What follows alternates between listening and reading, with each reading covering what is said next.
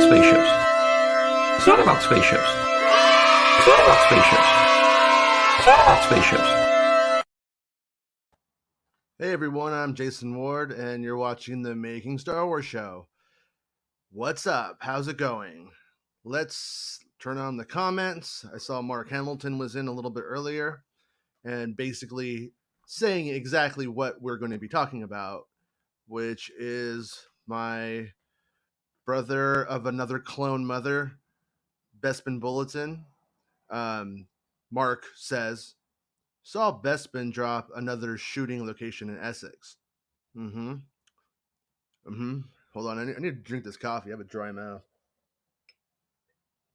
That's how you start a show, right? With a dry mouth. Also, 12 episodes. Not sure if that's new or not. Think there were indications that it was going to rain a longer series. So, yeah. So basically, Bespin Bulletin essentially says that he heard this rumor and dug into it. The initial work wasn't good enough, dug further, had a podcaster who's, I need to look this up because I don't want to be a jerk. I don't mean to be. I just tend to forget this stuff. I should just read his actual thing, though, rather than putting words into his mouth, too. Hello there. I'm Bespin. Hello there. I'm excited to give you a minor update on the production of Andor. As you all know, the series has been doing a lot of location filming all across the United Kingdom, and through production of the series could be coming to an end quite soon. I have been fortunate enough to find out another location. Then he goes on to say Essex. I'm falling apart today, you guys. It's just one of those days. So, he says this wasn't enough for me, and I enlisted the help of Star Wars Sessions co-host Luke Bly to scout out the area and get boots on the ground confirmation for me, which he was successful in doing. So good work to Star Wars Sessions and Bespin Bulletin for teaming up in an Avengers-like moment and at least getting some confirmation. Jeez, today, I'm sorry guys, it's just that day. They are filming out there in Essex, and it's like, dude, I mean, it's been a weird year for everyone, and especially because of the state of the world. If I say the word, YouTube will push the video down, so you know why. So with that in mind, there were rumors that had slowed the production down. So that makes sense. And they were supposed to start and, had all of these issues with getting going. It lost the director at one point because of this kind of stuff. So, it's getting done at least. But was the 12 episodes number new? I actually forgot. And in a pure coincidence, last night I was watching some YouTube videos and I watched the Andor teaser behind the scenes thing that they did. And it says 12 episodes. The costume designer says, costumes for 12 episodes or something like that. So it's 12 episodes for sure. If the show, I wonder how long the episodes run. Will it be like Loki? And where it's like, oh, this one's 22 minutes and this one's 34 minutes or whatever it needs to be for the story. Will it go that way? I don't know. But I like that it's a little bit longer than Mando because this show should be more suspense driven than Mandalorian, where it's like, when you get down to it, like it's like story, allotted action, story, main action of the episode, end of episode, like kind of format. And this one is going to have, like, I think a lot more twists and turns and revelations because, he's Cassian. He's having to shoot people who fell in their line of work to protect the Rebel Alliance and stuff like that. So, but I do like to think of when the Star Wars Sessions dude rolled up in the set, like Cassian was there, and he was just like, he's like, are you Cassian?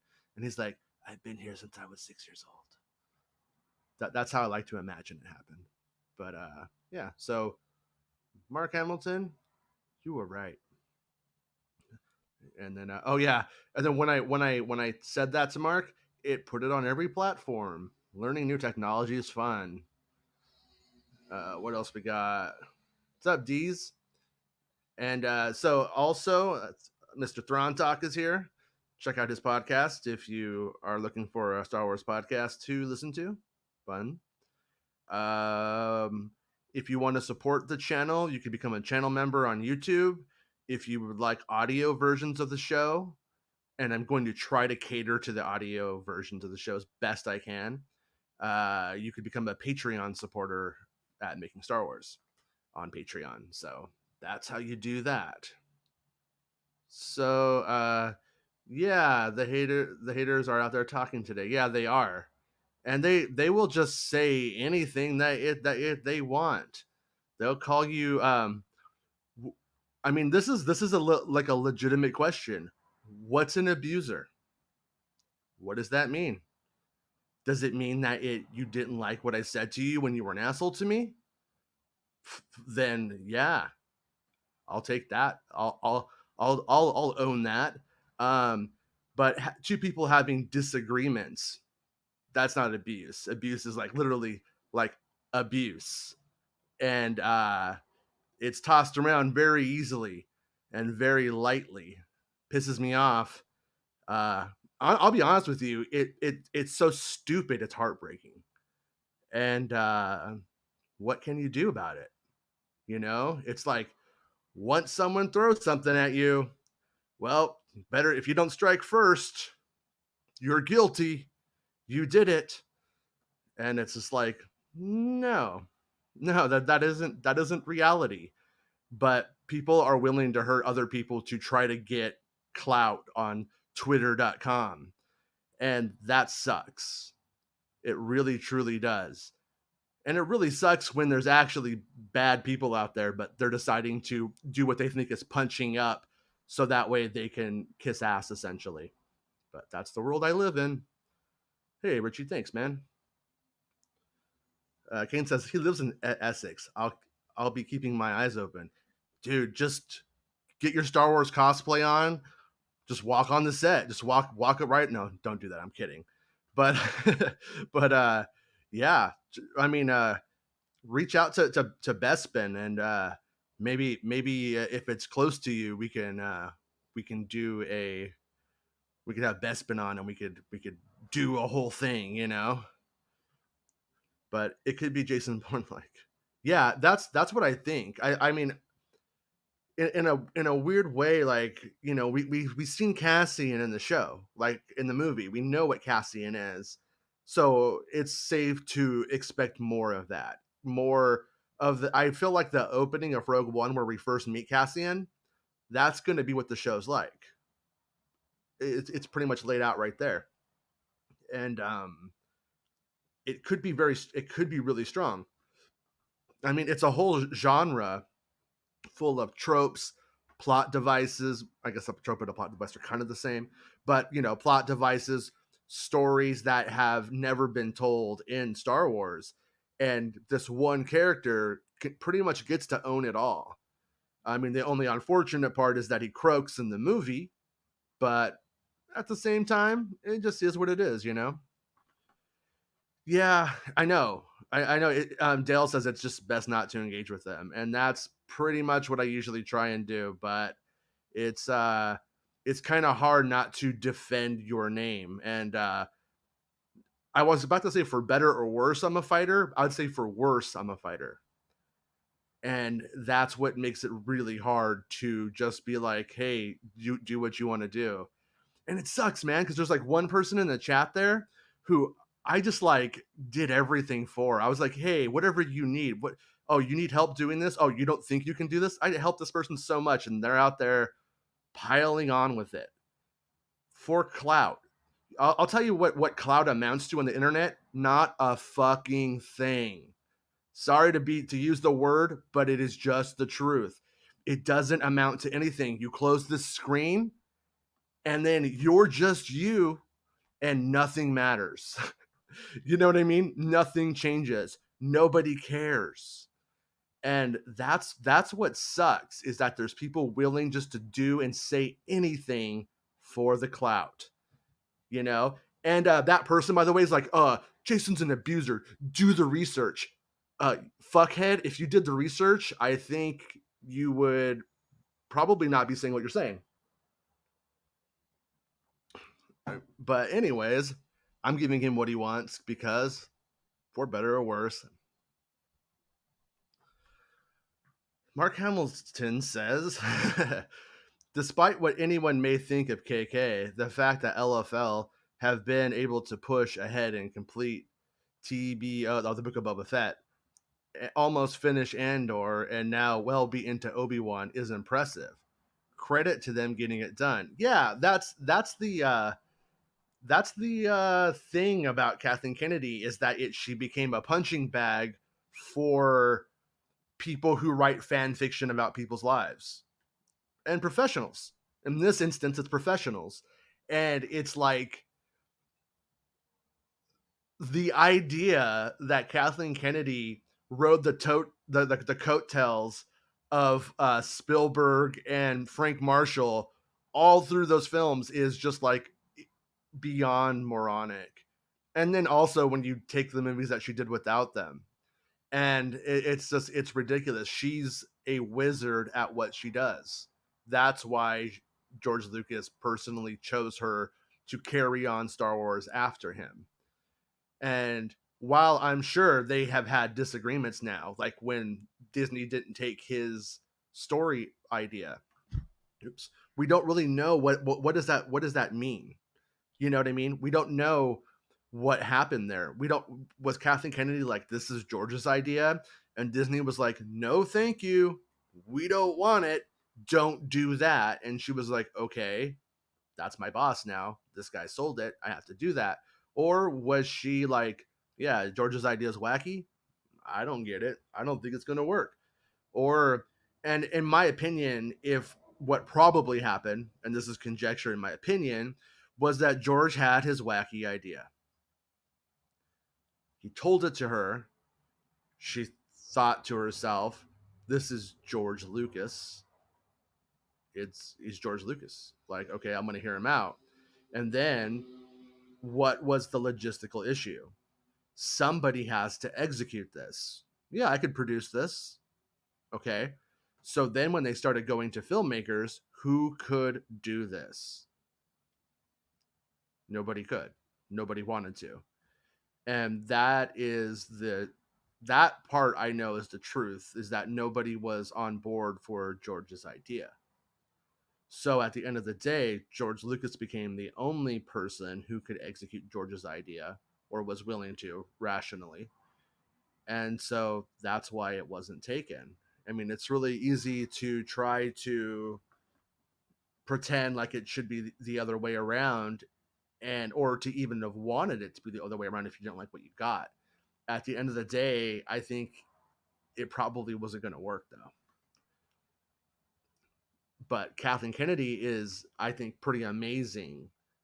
Not only in her body of work. I mean, if you just say E.T., Star Wars, Back to the Future, and Indiana Jones, there you go. I mean, what else? I mean, this person could probably do anything in terms of Hollywood.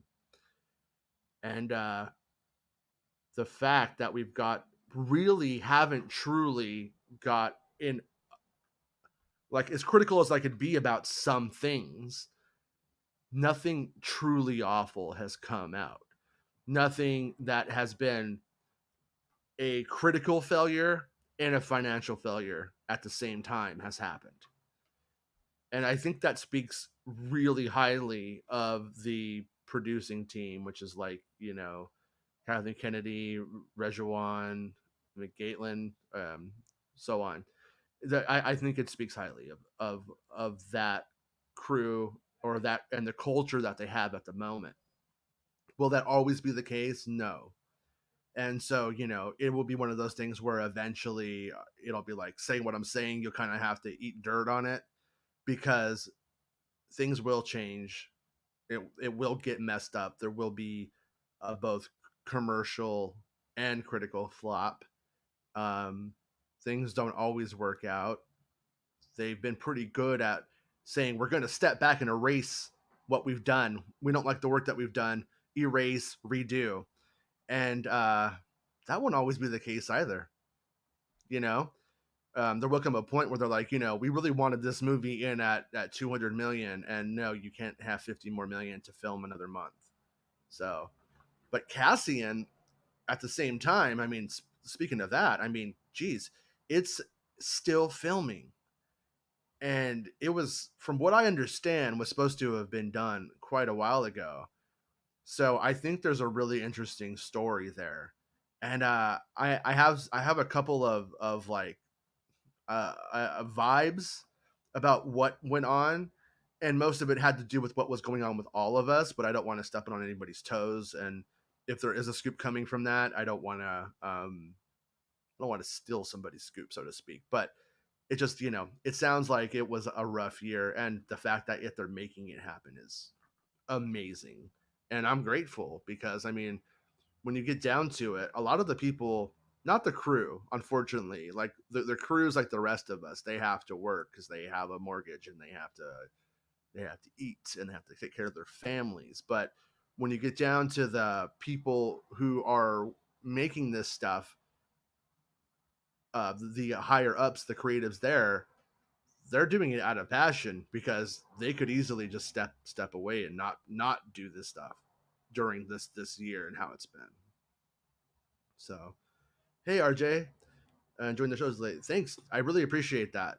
Yeah, it's always cool to see new faces around here in the chat, and to have more Star Wars friends to hang out with here, because that's what it's about. You can keep it to yourself and just enjoy the movies by yourself. That's fine. But if you're gonna make a community, I dig the one that we got going here, and I'm glad that you're stopping by. Neil C says, "Hello, Star Wars fans. How's everyone doing today?" Today is a weird day. It's kind of funny because I set up this light today. I got this newer camera. See, as I step back here, I get a little bit less white. I had it pretty much balanced out, and then I think the outside light has changed, and now I'm turning pure white again. And on the light that I got, that I have for now, it either makes me pure white or pure red. And I guess I'll take being the world's lamest vampire over being beat red. Del says, make sure you put a garbage bag on. yeah, put the garbage bag on and be like, they're either going to be like, that's Luke Skywalker in The Last Jedi, or, oh, he's just one of us. Come on in. Would you like some craft service? Try the cheese. Every day on the show, I've almost mentioned cheese for some reason. So yeah. Cassian says, will be Bond in Star Wars? Ask Richie. Yeah, I think so. I mean, I think that's kind of where it's going, but I think it's going to probably have that same grit that we saw in Rogue One. I mean, I think Rogue One is the obvious go-to on this.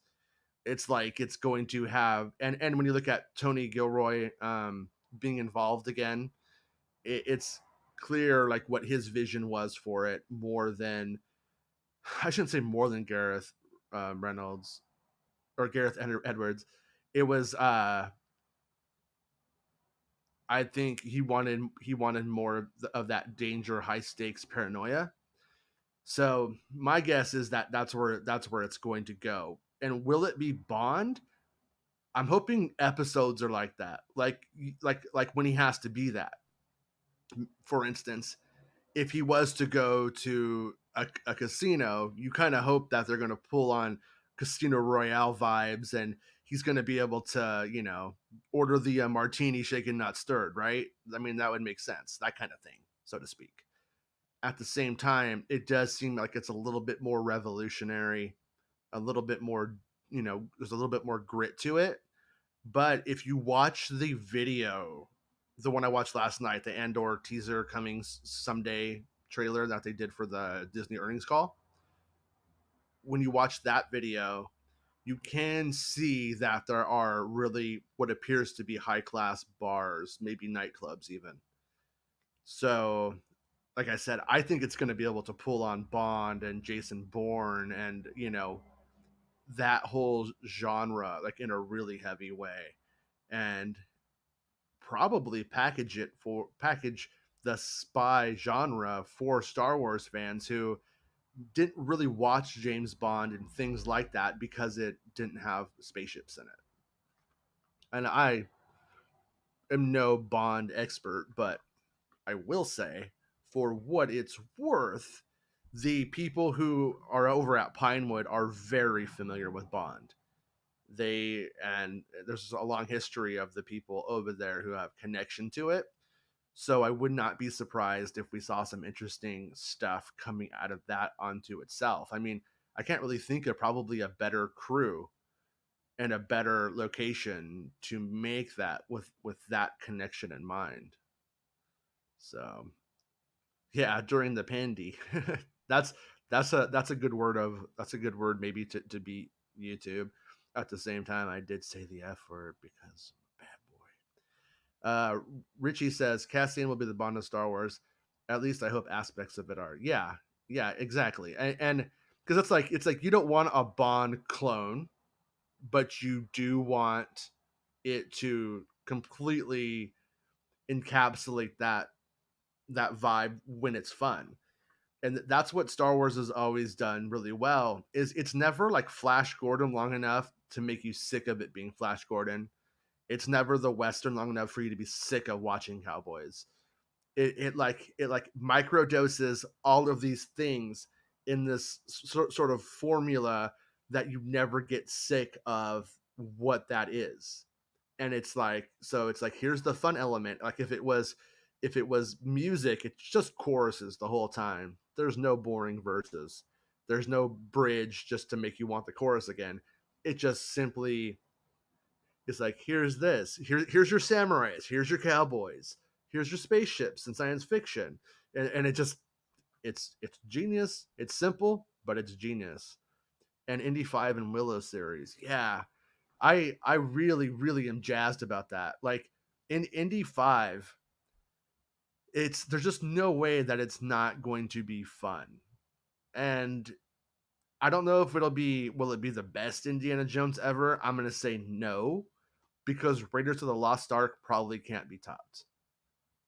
I don't believe that for a second. But all for me, the other three indie movies after Raiders are all super fun. I even like the Young Indiana Jones Chronicles, which is a hard one to it's a hard one to love at times. Well worth it, but it requires effort at times. And what we're going to get is going to blow that out of the water, of course. And what we're going to get is going to have Harrison Ford and John Williams in it. And that's really all I need in my life. Harrison Ford and John Williams, if I get that, I'm happy. And Willow, I've wanted a Willow sequel since the first movie came out when I was about 8 years old and I went and saw it in the theater. Like I literally couldn't wait for the next one. And sometimes you'll hear it talked about as if it was this failure. And for the record, I saw Willow about 4 times in the theater, which was pretty hard as a kid. Like you had to really do a lot of please, please, please, please. And your dad gets off work that day and he doesn't want to deal with you. You're a lot. And he's like, I could go to the theater and sleep. So that was my childhood. Dad sleeping in the theater, snoring next to me while I enjoyed a really great classic. Saw Back to the Future and Pee-wee's Big Adventure, double feature at the drive-in. Homeboy was sleeping next to me. Best night ever. Good time. That said, Willow wanted it since then, and it was treated as if it was this failure, and it simply wasn't. That's not true. I saw Willow for about 4 times over a month, and it was pretty packed the entire time. The first night, it was like a line around the theater, and obviously that could just be my experience in Lakewood, California. But with that in mind, it performed well too. The money was not bad for the day. but they advertised it as Cocoon from the creators of Cocoon and Star Wars. So the box office was expected to be way larger than it was. And what a misstep on their part of just selling it in that way. At the same time, like fantasy movies back then, all the greats were failures. For some reason, they continually made them, which I am grateful for. It's so like Never Ending Story. In my opinion, one of the coolest movies ever made, at least one of the coolest movies in my childhood. Failure. Princess Bride, considered a failure. Um, Dark Crystal, kind of a failure. I don't think it was hyper successful. I think it had a strong opening and then kind of and that one's hard to watch too. I love it, but it's hard. It's hard to watch. It's like very slow, and you have to just really be about puppets and fantasy to really dig that one hard, I think. But I do dig it. But yeah, Legend, the Tom Cruise Mia Sara film by Ridley Scott, fantastic. I like both versions. I'll rock the Tangerine Dream one. I don't mind. But it's like they all failed, and that one, by if you just judge it against its peers, I don't think was a failure.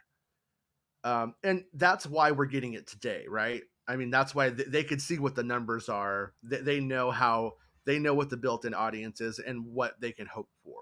So that's why they're doing it.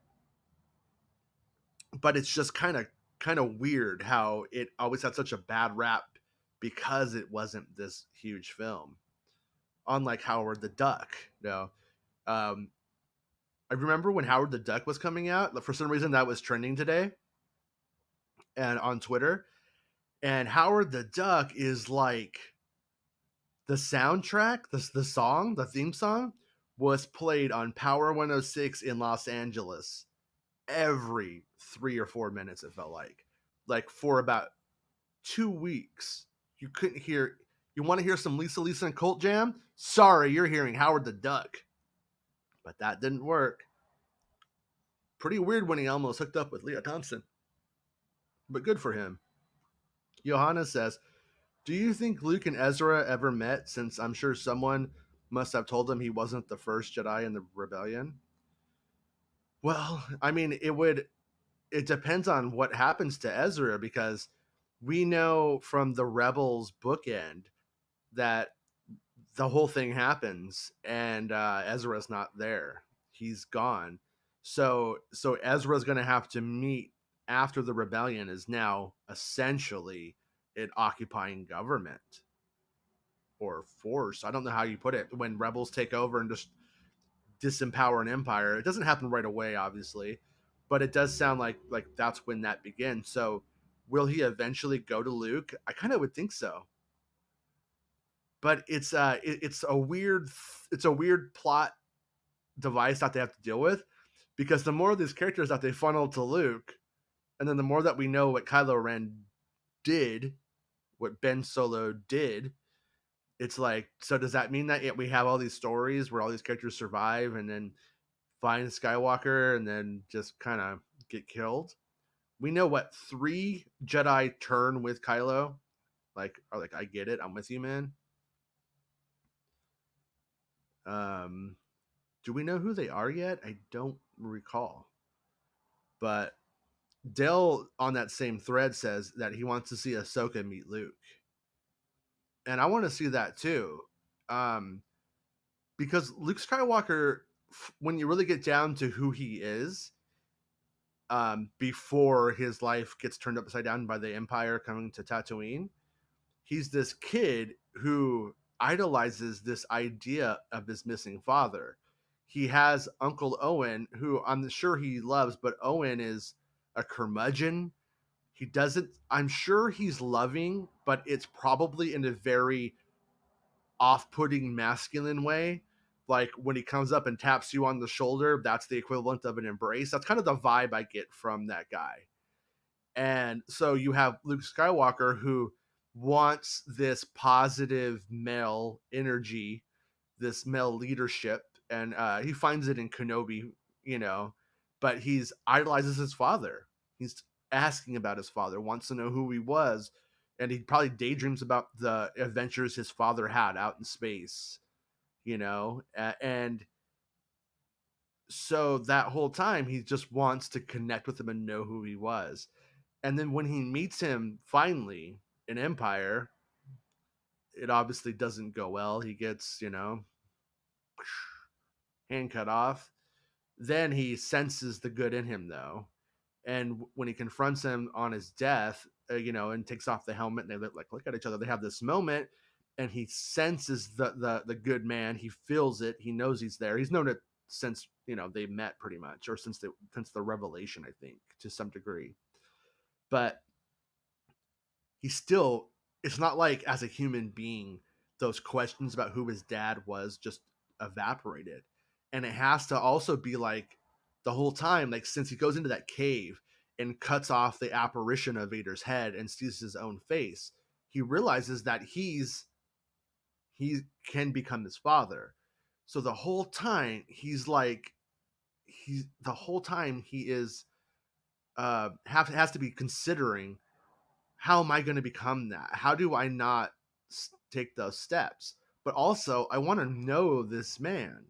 I want to know more about him. Does the ghost of Anakin show up freely all the time and just like, hey, what's up, son? What are you doing, man? Why don't you call? Like, I don't get the vibe that it's very common that ghosts appear and just chill.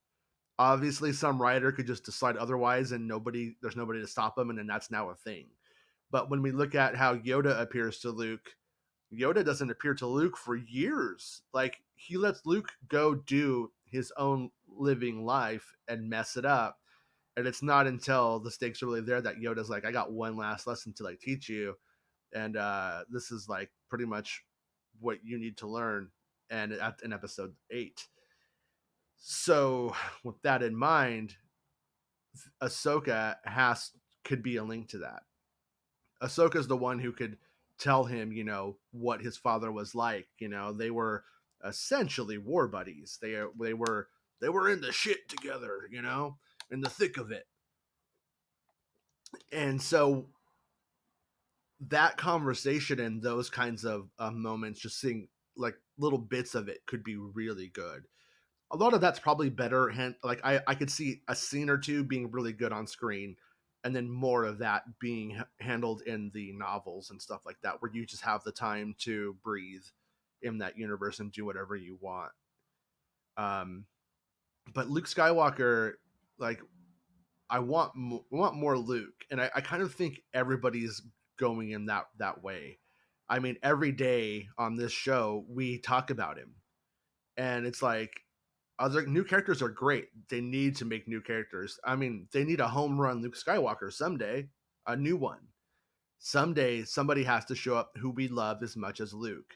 But I don't think you could plan that. I think you could hope for it. You could be like, when you're a writer, you're like, I hope this is the new Luke Skywalker. But having that connection, I mean, it takes so many things. It takes the right writer, it takes the right story, the right director, and it takes the right actor. All those things have to come together. And inevitably, we're going to talk about Sebastian. Sebastian, was it Stan? He will come up now, and it's like, that guy looks like him. So I really do think it could totally be him. I completely would believe that is possible, and yeah. So oh, and I don't know how to add it into the chat, but it says Jason Pemberton, $5. Thank you, dude. I really appreciate the support on the show a lot. It really does mean a lot to me. Thank you. Yeah, but what's gonna happen with Luke? What's gonna happen with all of the characters that are kind of funneling out to him? Because when you get down to it, if they did that show with Sebastian Stan as Luke Skywalker, and Ezra showing up like, hey, I'm here to learn and teach, and Ahsoka's there, and Grogu's there, like right there. With Luke Skywalker, you have a home run. But with Ezra and Ahsoka and Grogu, it's a home run with bases loaded. It's a grand slam. So at some point, they have to do that. They would be crazy not to. My good old buddy Monobite saying Kathleen Kennedy is amazing is going to piss off HateTube. Kathleen Kennedy is your mommy. Kathleen Kennedy is your mommy. Kathleen Kennedy is your mommy. She is amazing. I'm sorry, but the proof is in the pudding.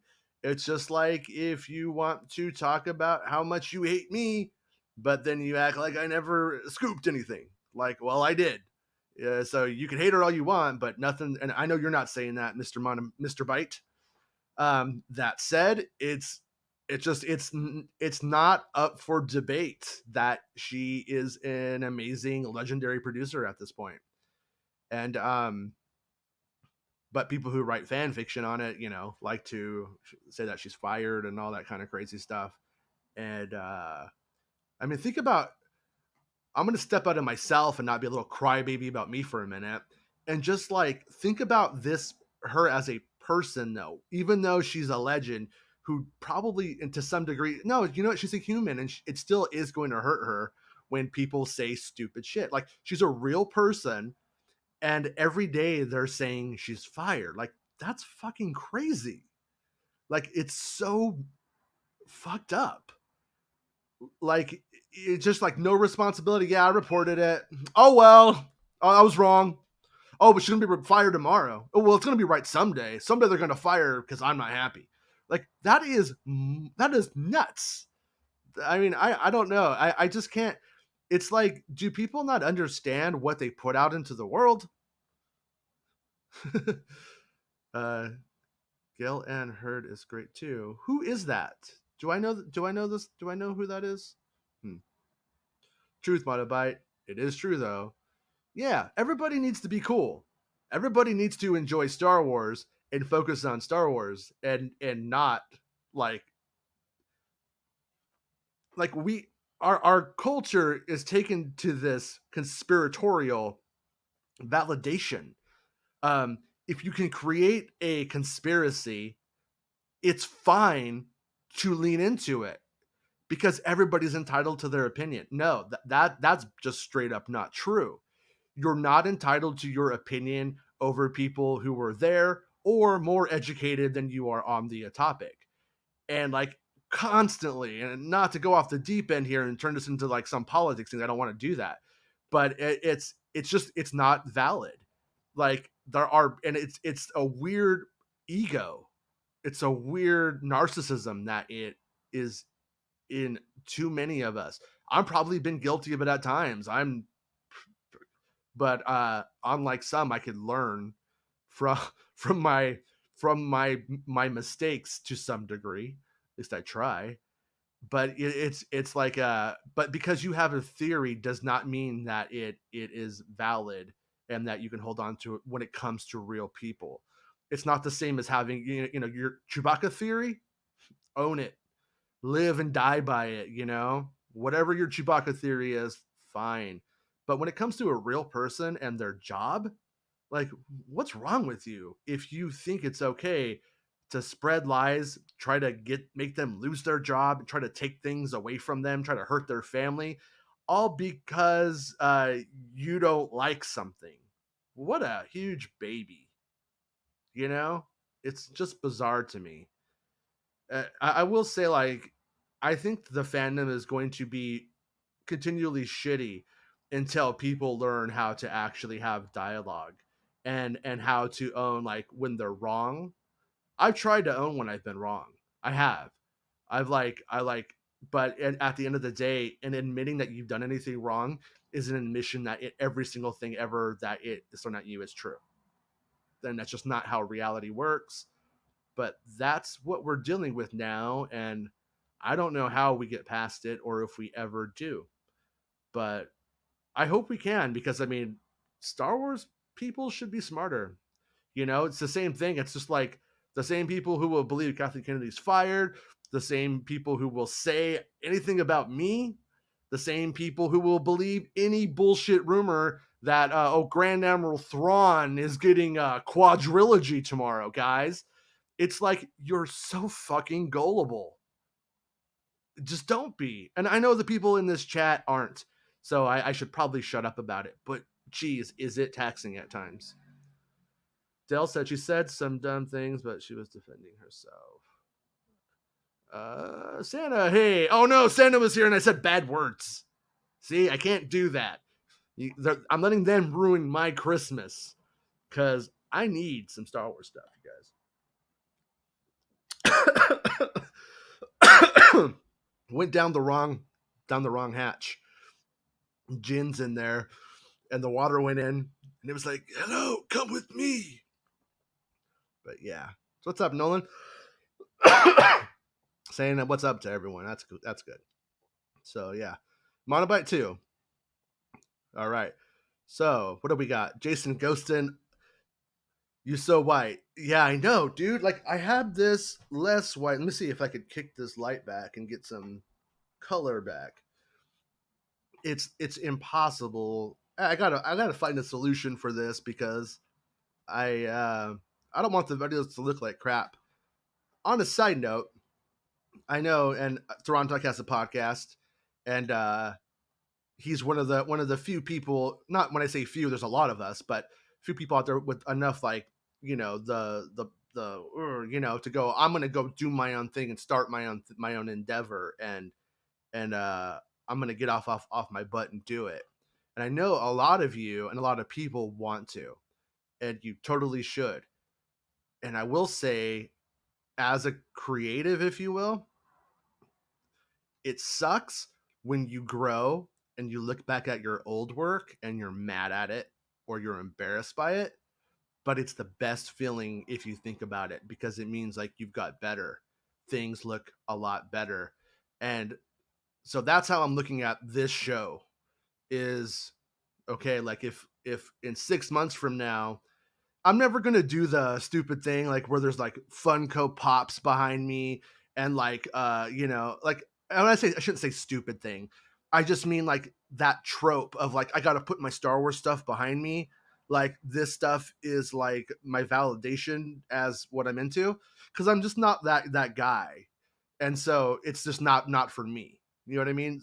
And like I said, I shouldn't have said stupid stuff. That came out wrong. But it's not me.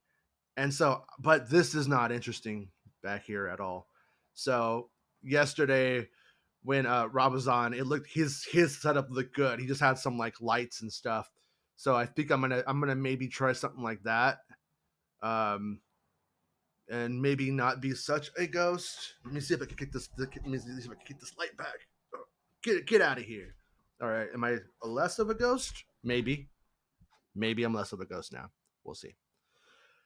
So Josh says, any chance Cassian just said fuck it and rolled right into filming season 2 since it's been a long shoot?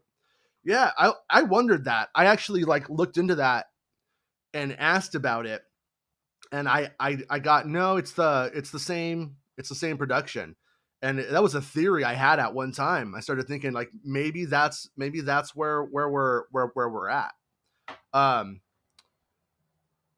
But with that in mind, it just appears that it took a long time.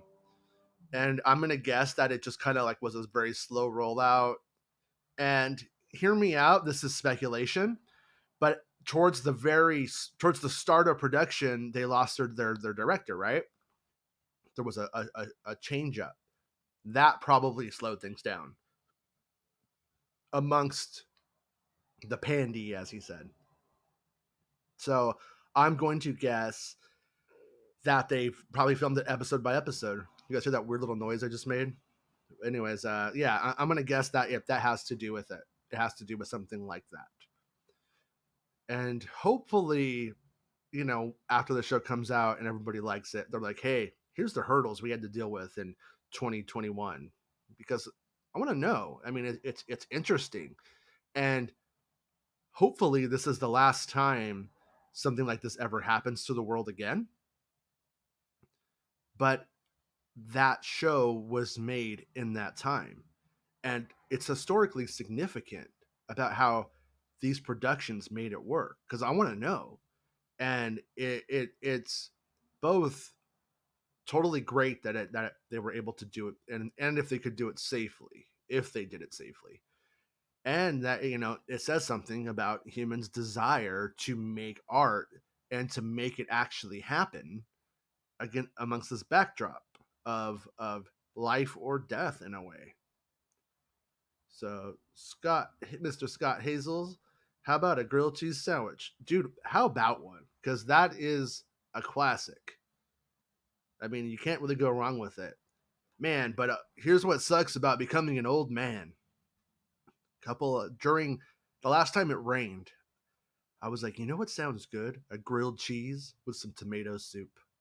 And I went to the store and I bought like the pre-made, like it was a tomato bisque, and I was like, that looks good.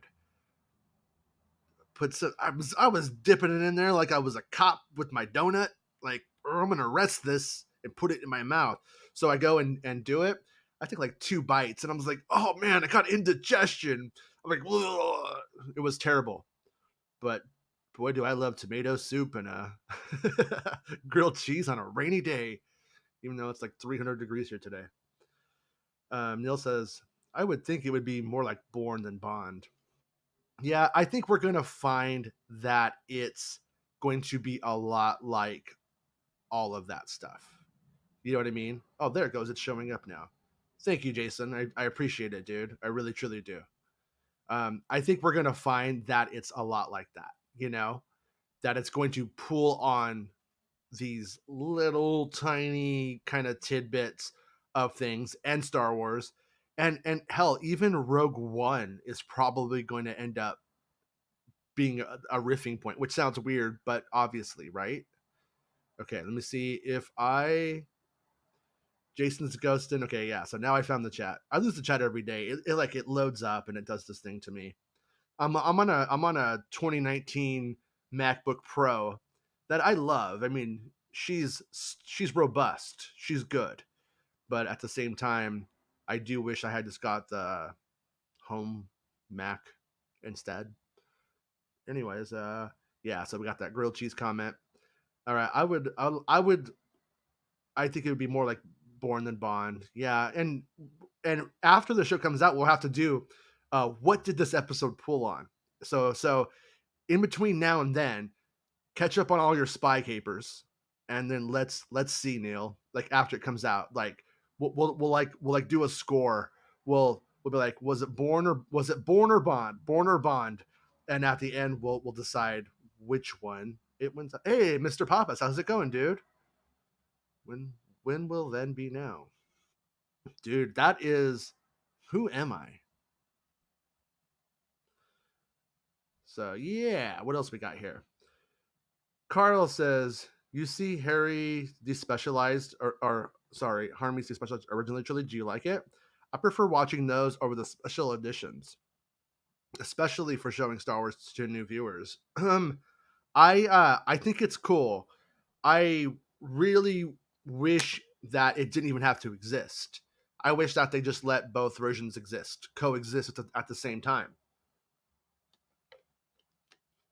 I, for the most part, don't prefer it because I prefer the changes that were implemented en masse more than the ones that I don't like. Like, you know what I mean? Like, off top of my head, I don't need a Jedi Rocks. I don't hate it. I just don't need it. But when I keep Jedi Rocks to keep some of those better X-wing shots, what I keep Jedi Rocks to, have the dewbacks. Yeah, personally, I would. And we're to the point now where Star Wars is just, for me, is such an amalgamation of artistry from every kind of platform that it doesn't bother me with that it's inconsistent. But I understand how it can bother people.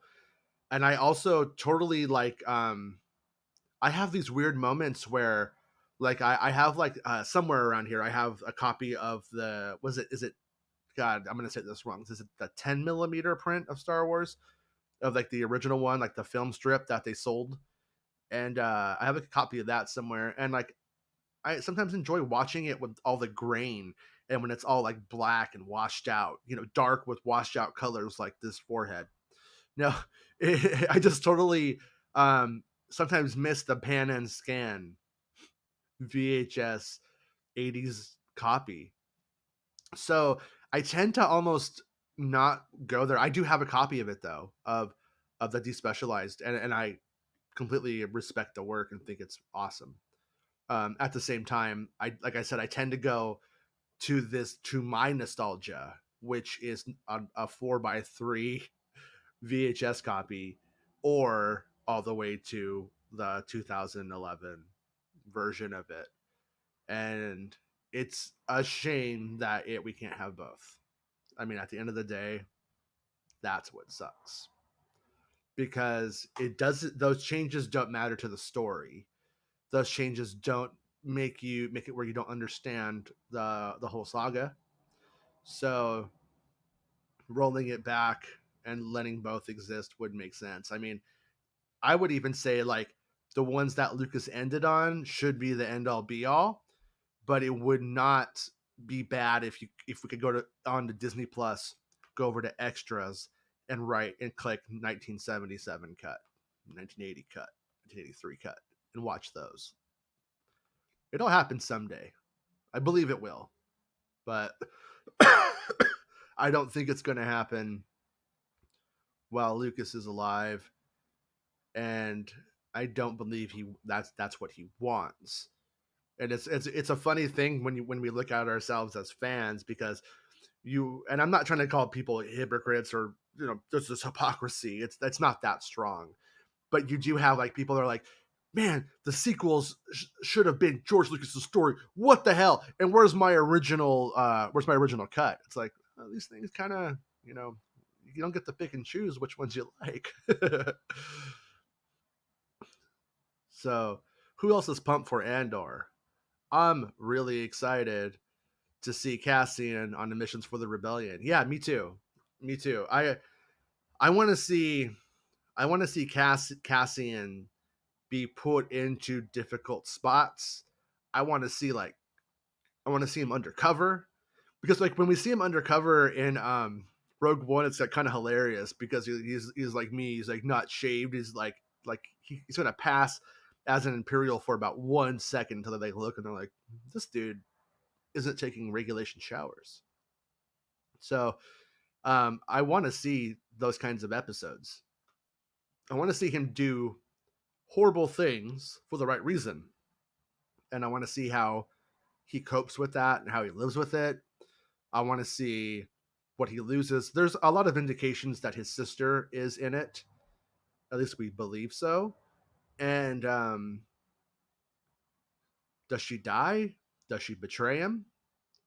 Like, what's it going to be? Because ultimately, when you make these stories in Star Wars, they tend to become about family.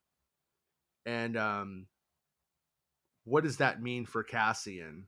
Like, what's he fighting for? What has he lost that makes it where obviously anybody in their right mind would be like, yes, I'm going to give myself up to stop the Death Star and kill billions of people. It's the biggest thing I could ever do in my life, is to sacrifice myself to this bigger thing. So of course I will do it. I think most good people would do that. But how did he put himself into that position? How did he get there? And you have to think he knows what's at stake and he's pissed off, or he's lost. He's lost so much that he has nothing left to lose except for to stop what's taken so much from him. So yeah, I mean, it could be a really compelling show. I mean, doesn't mean it will be. I mean, you never want to get your hopes up too high. Never want to put too much on a show, which I am obviously putting a lot on it right now. But yeah, Dale says he's excited for everything coming up. I mean, it really does. Like the checkboxes feel good. One of the Star Wars Vision stories that has a novel coming out, and someone asked if it was canon, and they said over there that they don't consider it to be a what if book. So it sounds like it's kind of canon. Sounds like if those stories don't step on toes of certain things, then they will remain. But I'm excited for that. And then like Kenobi, I mean, as a Revenge of the Sith fan, how could I not be? I mean, that's essentially the sequel to Revenge of the Sith. How wild is that? I never thought that would happen, but it is. And so yeah, there's just so much to look forward to. I mean, there's more Mando coming out, and I don't know what I don't know. And then obviously Boba Fett. I mean, we're gonna finally get to see Boba Fett in his own adventures and where he takes that, you know. So yeah, there's a lot to look forward to.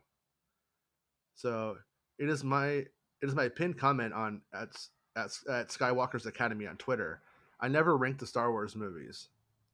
Yeah, the like it's like you could ask me to rank them, and once I do it, it won't be true 10 minutes later because I like them all. They're all fun and moods change and depending on like where you're at emotionally as a person, what's going on in your life, like there are everybody says like Empire's their favorite, and I would say Empire is probably the most well made. But I don't want Empire Strikes Back every day. Sometimes I just want to look at puppets and some yub nub at the end of the day, and that's why we should have the despecialized editions as well. Joel says currently watching the Young Indie Chronicles for the second time in a year. Yeah, I do you know what I mean, Joel? When I say like I love it, and I watched it probably 10 times throughout my whole life now, the whole thing. But it's hard to recommend it to somebody who loves Raiders of the Lost Ark because it's like it's so different. You have to really love Indiana Jones a whole lot. You have to love Indiana Jones more than you love Raiders of the Lost Ark to love that show.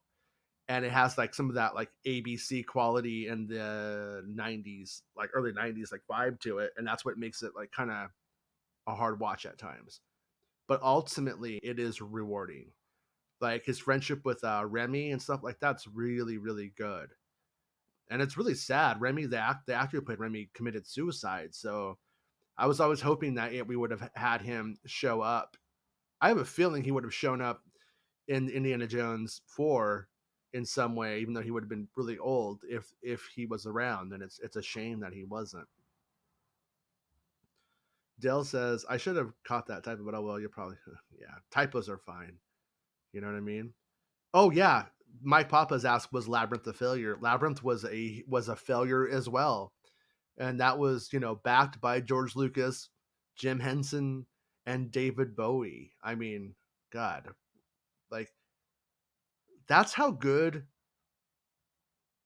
like the 80s were on one hand. I saw Quentin Tarantino talking about how the 80s were bad because you had like that Steve Gutenberg kind of film, but at the same time, things were so good in so many levels that like Labyrinth was just like that came out and people were like, who cares? Like that's crazy to me. I saw Labyrinth one time in the theater, and that one came and went fast here. And actually, it was funny. I wanted to see it opening weekend. It got pushed out. I don't know what came out. I should look that up one of these days and see what pushed it out. But there was a theater over here called the Laundra 6. And there was like a 50-cent movie theater where you could see like movies after they were kind of leaving theater. And this is before home video was really that common. So that was huge. So I got to see it there. And I loved it. I mean, it creeped me out. I remember same thing with Gremlins. Gremlins was huge though. But when I saw Labyrinth the first time, I had to put my feet up on the seat. I sat cross-legged because I was afraid that they were gonna get me. but Labyrinth and Legend are fantastic. I mean, yeah, I and if you're like a film guy or film gal or a film person and you are studying film, Labyrinth is a great one to watch for what happens when you change the soundtrack. Because who did the Labyrinth soundtrack? Was it Shore? Can't remember now. But and then Tangerine Dream did like the synth one. Oh, same thing. Lady Hawk, another one. I mean, Lady Hawk has its clear issues, but Lady Hawk was a Richard Donner film who just died, and that was a huge bummer because that guy was amazing. But Lady Hawk is really good. I mean, Lady Hawk I'm not crazy about remakes. I'm not like, don't remake Labyrinth just to do it. If you want to continue the world, do it. That's no harm there. But Lady Hawk is, if you haven't seen it, is this movie where this guy like Rutger Hauer and Michelle Pfeiffer fall in love, and this wizard who wants Michelle Pfeiffer puts a spell on them, so like one turns into a hawk, and then one turns into a wolf, and but at different times of day, so they can never be together because unless she wants to make out with the dog, and he wants to make out with a hawk. Not going to happen. That's weird.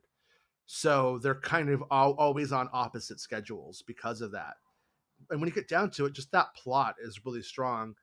And Matthew Broderick is like the thief, almost like from an RPG character, and he basically gets mixed up with them and then helps break the curse and fight the king wizard guy. I can't remember if he was a king or a wizard. I think he was a wizard. But anyways, great plot. And I'm surprised that no one has remade that no one has taken that and done something with it, because it's such a good like base. So one of these days I'm sure they will. Oh, Kroll, excuse me, Kroll. I loved Kroll. I love that thing that he had in his hand, and I almost feel like, in a weird way, like the Inquisitors should be riffing on that Kroll thing to some degree, because I love that movie. I saw that one on cable. Howard is trending because of he's in the What If trailer. Oh, okay, makes sense. Yeah, I liked. It was kind of funny as a kid. I read the What If comics quite a bit. I found the Marvel stuff, like, you would read one comic and you didn't get much from the one comic in terms of plot. And I actually ended up liking the What If books, which is so strange, but just because you kind of got like a self-contained story usually. Um, Stickman says, I really want a young Qui-Gon series. His search for the chosen one prior to finding Anakin. His master Dooku slipping to the dark side, etc. Yeah. Yeah, I don't think that would be bad at all. I mean, or it could be really good, especially when you like look at Qui-Gon. Like, when the movie came out and Qui-Gon's not a master on the council, you're like, okay, whatever. Yeah, I get it. He's a rogue. He's a rebel. He goes his own way. But when you look at it now, after all the Star Wars we've seen and what he is, it does show you how messed up the Jedi Order was, because he was truly one of the good guys. So Thrawn says the Jeffrey Jones bad guy from Howard's movie is underrated. From Howard the Duck. Jason says, just got in and see the Terminator is masquerading as Jason. Nice try, Chrome Dome. I know you are. Yeah, it's the elites. I was just like, you know what? I can handle this, not get a headache if I. It's like it's all darkness or all brightness. I don't know what I'm doing, but I'm learning. It'll get better. Mark says, do you still have your old Kenner figures? You know what? I actually don't. What ended up happening, and this isn't like that big of like a huge regret. I think it was the best way for me to get out of it, was I was finishing grad school when my ex got pregnant with my son, and or actually the baby before my son, who we lost.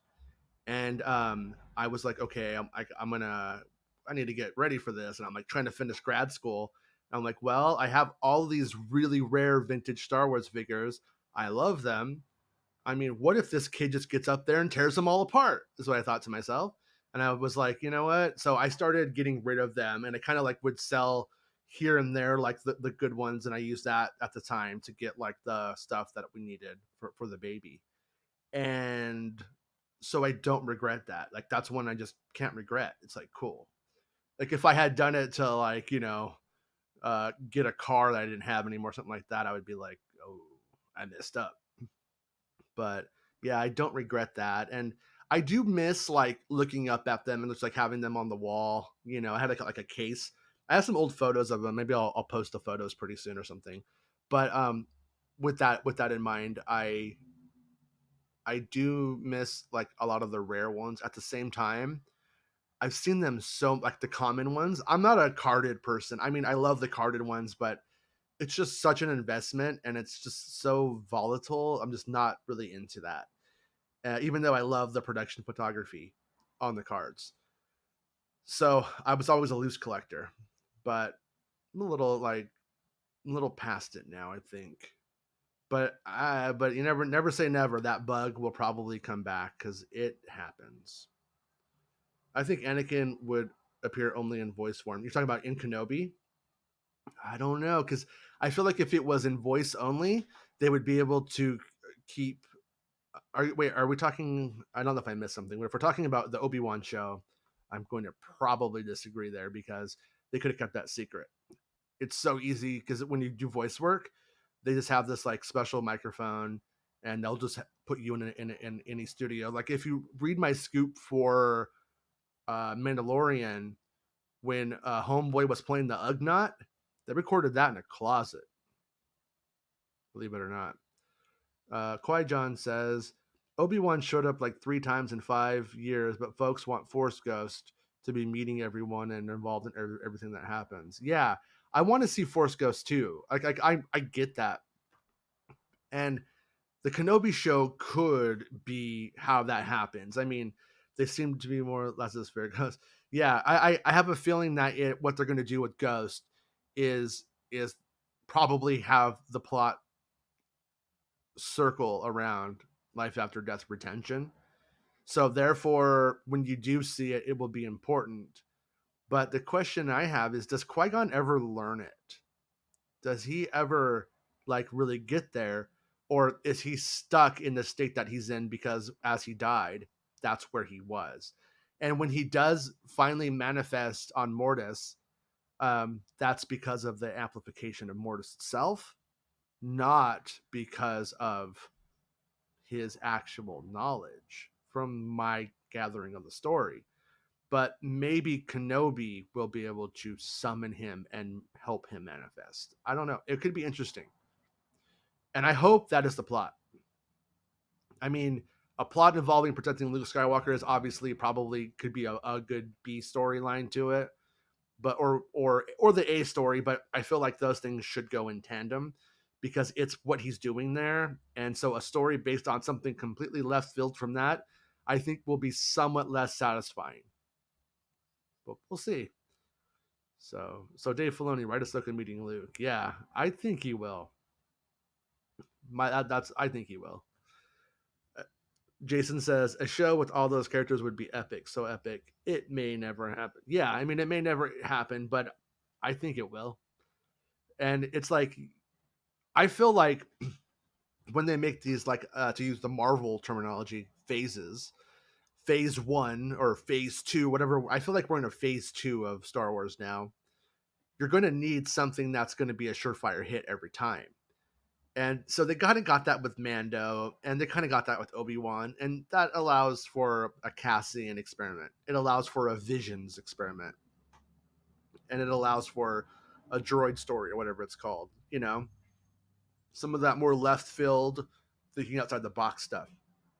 But I feel like they're like the methodology is we're never going to get all Cassians. I think we're always going to have a combination of this is safe, this is experimental, and what are we willing to risk to you know be a profitable company and tell the kind of stories that we want to tell. Because ultimately, you know, you have a lot of people at Lucasfilm just been there forever, and to them it's just a job. That is what it is. Someone like Kathleen Kennedy, she makes movies because she loves to do it. She doesn't. She could have retired years ago if she wanted to. And so, with that in mind, as long as there's fun stories that she wants to tell, I think she'll be involved. That is my takeaway. And Jason says, I love Kathleen and understand the frustrations with how things have been handled in the past, but she has done so much as well. Yeah. And like, who would, you know, it was like, I wish I had that Dan Harmon quote from the other day. He was talking about how like if you do this thing and make these people happy, you make these other people unhappy. and that's Star Wars for you. And even when she does do things that make you happy or make some people happy, like Filoni and Favreau getting their own show, who do you think gave that to them? You know what I mean? It was her. And so, but then they turned it into a civil war where Filoni and Favreau are taking it back, and it's just like, no, you don't understand how this process works at all. So yeah, Talk says beep boop beep. Don't say that. Yeah, like that's where like the whole Gina Carano thing makes me both livid and both like, you know, it's like you try to force someone to do something with their Twitter account. That's not cool. That's not right. Um, Forcing somebody to do it to change their things, and like my take on my take on the pronoun thing is that I support anybody living the life that if they want to. You know what I mean? I have a few trans friends. I'm cool with that. You live your best life, do what you think is right, of course, says Obi-Wan, and I believe that. At the same time, um, I don't really get like the adding your pronouns thing to your Twitter account as support. No, if you want to support trans people, support them. When things are going wrong for them and there's injustice, confront that. But just putting your pronouns like as if that's a thing, I don't care if you call me her, call me he, call me they. That's fine with me. And if somebody wants me to call them something, I will call them that. But that aspect of it, I really disliked. I felt like that put Gina handled the whole thing wrong. But I think that put her into a place of defensiveness, and she felt like she was being forced to be one way. It was just, I don't think it was handled right by anybody. And I think it's kind of sad, like I said, because we lost a character that was good. And I like to believe that deep inside, like Carano probably is a very nice person. And I mean, I don't know her, but I want to believe that. And does that represent? Does that whole thing represent where she was coming from? I don't know, but I don't. I would like to think not, but just so the whole thing is unfortunate. I think that people should be a lot more empathetic, and people should try and lead people towards the right way of being, as opposed to going against them and at them. Like if somebody is actively like let's just pretend like we had somebody here, a trans person in here, and people were like being mean to that person for it, I'd be like, get out of here, you don't belong here. you know you don't. That's not how we do it. um at the same time, someone going like, I don't understand it. Well, maybe you could help them understand it. And they I think it was just unfortunate. Like I said back then, that whole thing, it really sucks. And it was a whole lot of hurt, a whole lot of pain, like for nothing. Because like I was saying before, who won from that? Gina didn't win. Did the trans community win? No, nobody won. It was just drama for the sake of it, and it's too bad. Jason says the fandom is shitty because humanity is shitty. We as a society and cultural have declined. We just don't really see all the effects it's having in every aspect of our lives. Yeah, I mean, I definitely feel the way that you feel a lot of the time. And I'm not, for the record, for what it's worth, I'm not conservative at all. I'm a pretty progressive person.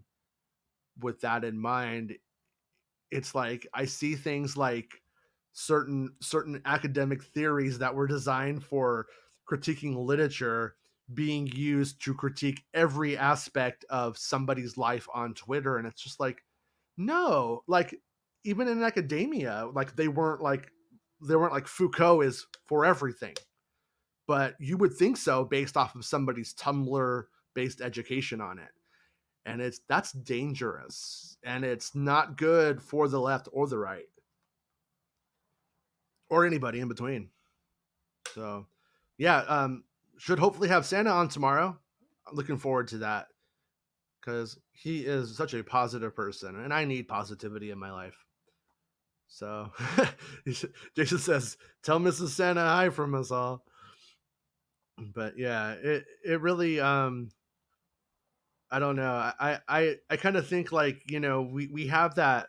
There's like the point of Star Wars was always, Darth Vader stops becoming Darth Vader and does the right thing. Now, it doesn't mean that that there's no ramifications for being Darth Vader.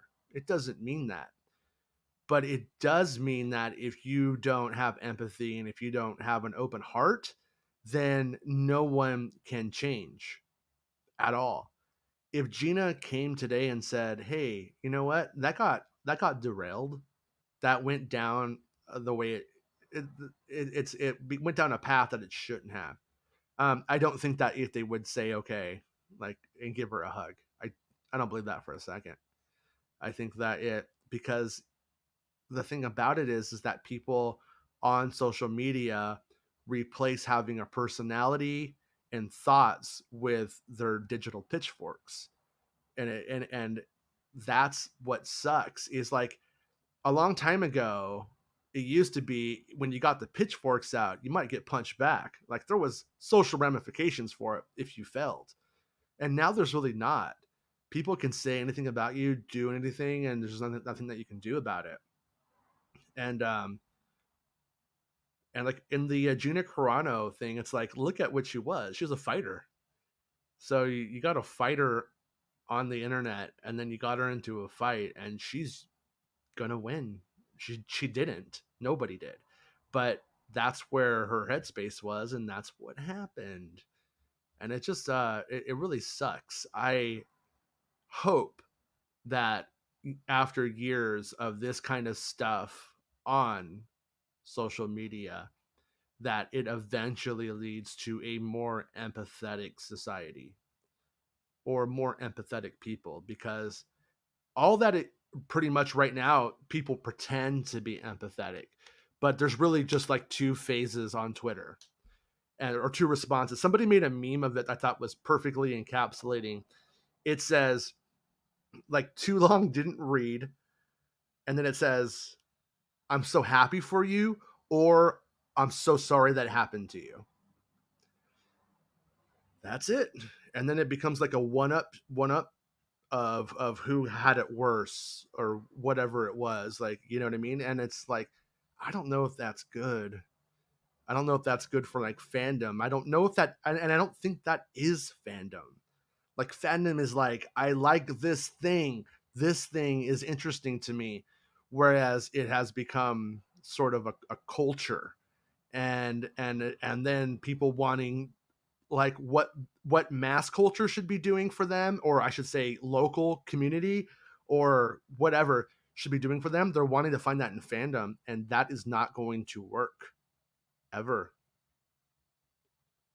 The fandom is just an extension of the culture as a whole, isn't getting better anytime soon. Yeah, that's probably, you're probably right, but I try not to. I think you got to stay positive. You got to look at it the other way, Dell says I love those documentaries. I'm so glad they did gallery. Yeah. I loved what's that one show where it's just like the environments? Like that one was so bizarre, but I loved it. My only critique of the whole thing was it should have been in VR. So Jason says Hamilton. Sadly, that's a reality. I believe we can rise above. It is in us all. We are entering into the age of Aquarius as we speak. It's just not a fast process. Yeah, and not to derail into UFOs again, but that's where I hope that humanity sort of drops nationalism in a huge way, because it's not really a positive force for the Earth.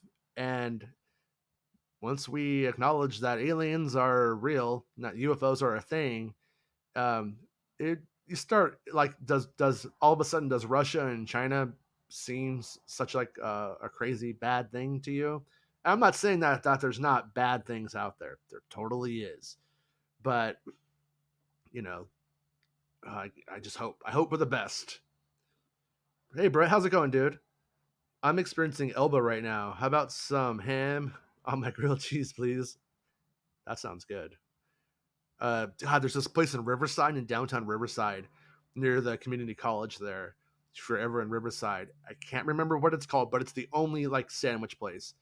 And I'm not crazy about tuna melts, but man, the tuna melt there is extraordinary. I can't even decipher what makes it special, but it is. So yeah, and nice to see you, Brett. Dale says, no doubt, Brett, good stuff. um, Mark says, for boomers who still got their old Kenner figures, Hasbro's retro collection Mando figures are amazing. New Mando characters in the old school Kenner style, it's so good. Yeah, I totally agree. That it's been hard not to drop the money on that. I saw that the Cara Dune was on sale for like $9.99 somewhere today too, and I was almost like, dude, do I want to get it?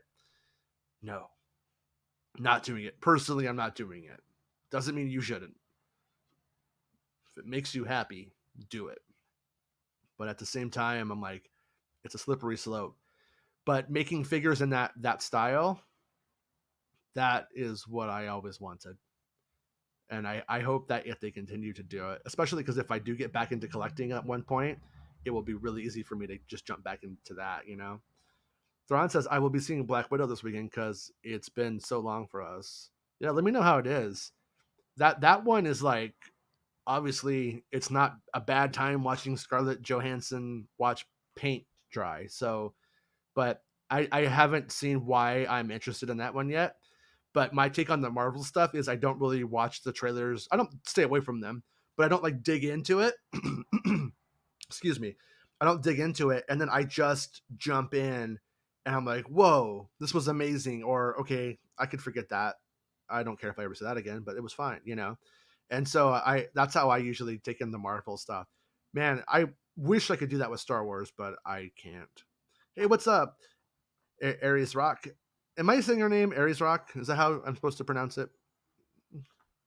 But they are both allowed to coexist. Lucasfilm doesn't shut him down. There's that other guy who they did shut down. I think it was called the Legend Cut or something. Oh, we're talking about cuts of the original trilogy or something. So Jason says Black Widow looks legit good. Heavy Winter Soldier revives from it. Yeah, and Winter Soldier is my favorite one. Winter Soldier and Ragnarok are my favorite Marvel movies. That's like the spectrum of things. Either almost super adult for the genre of superhero, or just out there wacky. And same thing with the television shows so far. I'll be honest with you, I did not finish Falcon and Winter Soldier yet. Just wasn't getting me. I wasn't connecting with it. I do want to finish it just so I know what's up. But so far, WandaVision and Loki have been like, I love those shows. Those ones are good. I've never considered myself a Marvel fan, but my love of those two shows is so strong at the moment. I'm almost going to say, hey, I'm a Marvel fan now. And I grew up a DC kid for the record. Just never got as good as Batman 1 and the original Superman for me, though. So, yeah, a lot of people think that Black Widow is going to be great in the chat. So, where's my original cut of Star Wars? Yeah.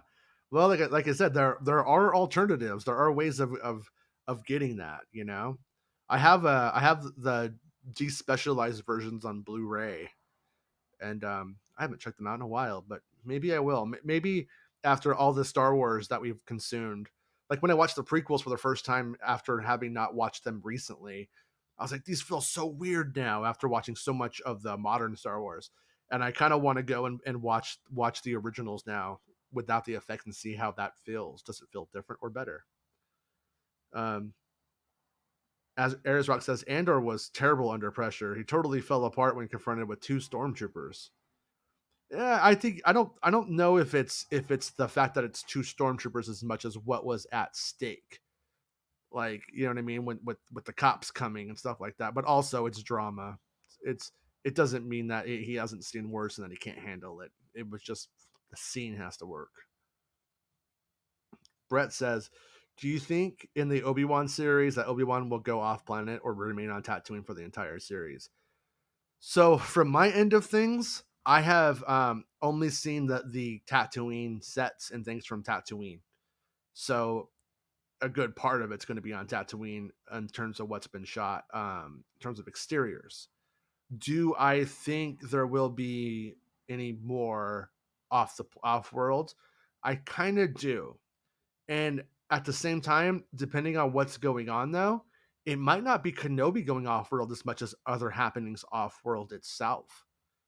You know what I mean? Like we might see Inquisitors looking for Jedi on other worlds, and we might see remnants or pieces of the Rebel Alliance that are forming up at that point, like out there in other places, and then it might connect to Kenobi. So that's where I can't say for certain. Like, but I know for sure, and this is not a scoop by any. This is almost just reduction, but I do know that there are things from other places in the series, but I don't know if Kenobi goes there. So that's where I want to confirm that for you guys. You know, Croomswell, Vader, and Obi-Wan are hardly going to duel on Tatooine. Yeah, like and that is a good point. And that's what's made me assume it would always be like on like a star destroyer or a spaceship or something like that, or in some kind of setting like that. At the same time, it has been a fan reduction for the most part that Vader won't go to Tatooine because of personal feelings. Do they like that rationale? I think so. I also don't think that they have to live or die by it though. They don't have to. Should they? Probably. They probably should. Like we are agreeing on that point. Can they break that rule? They can. Would his fragile little heartbreak of missing mommy mean that he wouldn't go down there to beat Kenobi's ass? This is Darth Vader, dark side at the time. I'm gonna say that might be what would bring him down to the planet's surface. Would he go do it just to find some droids with the Death Star plans that he probably wasn't going to find firsthand anyway, and his troops were? Yeah, he'll stay on the Star Destroyer. But who knows? I'm just saying it can go either way. They have that wiggle room, I think. Aries Rock, good point. Unless there's a reason we're not seeing, and yeah, I think they could create the reason. But the ranking is simple for me. 1 through 6 are awesome, then everything else is lesser, except 7 through 9 that are dismal. Yeah, nothing's gonna change your mind on that one. Dell says, knowing there would be more stormtroopers no matter what, he handled it the way he saw it. Kill or be killed and get the heck out of there. Yeah, I think that I think like the point of those scenes is that if they get caught, the operation is going to fall apart and he can't. And meeting with that contact is risky. And that contact is super important to the mission. It's like the thing about that moment in that scene is it needs to be seen as the culmination of all that the Rebel Alliance has been doing up to that point. And the backstory in Cassian is probably going to have, I imagine, threads of there's something secret, we don't know what it is. And Saw Gerrera is going to be like, they're doing something, because he starts to get wind of it too pretty early on. So it's like, in a way, their life's work is figuring out the Death Star. And how are they going to get there, though? And what other adventures and spy things did they have to do to find that out? Because I could tell you, I mean, in terms of making contacts, like even for Star Wars stuff, it's like, you meet one and they'll be like, hey, yeah, they'll kind of talk. They won't say very much. You meet some more. Then you start talking about something, start talking about Inquisitors. And then somebody who knows a lot about Inquisitors will be like, well, okay, well, listen. But they'll be like, you can't report it. Then you're like, all right. Well, somebody else tells you can, and you're like, okay. And then you hope for the best. And like, but that's as a reporter, obviously. But in terms of the spy stuff, if you want to look at it very realistically, building a network of information doesn't happen overnight. And I think you're going to shit your pants when the Imperials are coming knocking on your door or 5 feet away and you have information that's vital to the survival of people's lives. So, if anything, I would say that Cassian was just behaving kind of correctly. Joel says Crystal Skull was made for me when they reference stuff that happened in Young Indy. Yeah, when they Pancho Villa, that scene in the 4 when they dropped that he fought with them. I like that. And also there's a scene in that episode of Young Indy that I think encapsulates Lucasfilm. And it's a poor guy, a peasant, maybe. I don't know if it's appropriate to say peasant, but a very poor Mexican man. And he says, When the government came, they stole my chickens. When Pancho Villa came to free me, he stole my chickens. That pretty much says it all. And that says something about the relationship between power and the state and the poor. And it's never good for them. So I think that's interesting. To Brett, Aries Rock says, they did say they leave Tatooine and go across the galaxy. So starting on Tatooine, then some chase by Vader to the conclusion. Maybe they'll riff on Empire with a Vader trap. Was that confirmed by Lucasfilm? Or was it like just like a drop somewhere? He says, it goes on to say, I think some kind of spiritual force, plane material, plus the actual physical confrontation there, but in a Mortis-like way, so that they're not actually met. But yeah, I mean, and that could happen too. And the question is if they do that, do we feel cheated? You know, if it's a spirit, because I do think like if Kenobi's on this journey to try to find out how to retain life after death, like who knows what kind of nightmares he could come across in that spiritual world. Sorry, there's some loud stuff going on outside. I hope you don't hear it too much. Has anyone seen the Dark Jedi the fan film? It's awesome. I will check it out. Yeah, so basically, what else we got going on here?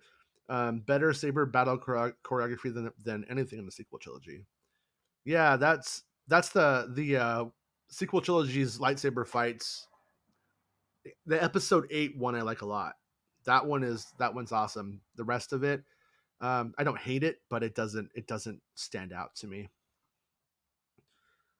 So Delson, so you haven't thought much about what Cassian did in the situation to know why it bothers you? Yeah, well, and he's talking to Arius Rock, I think.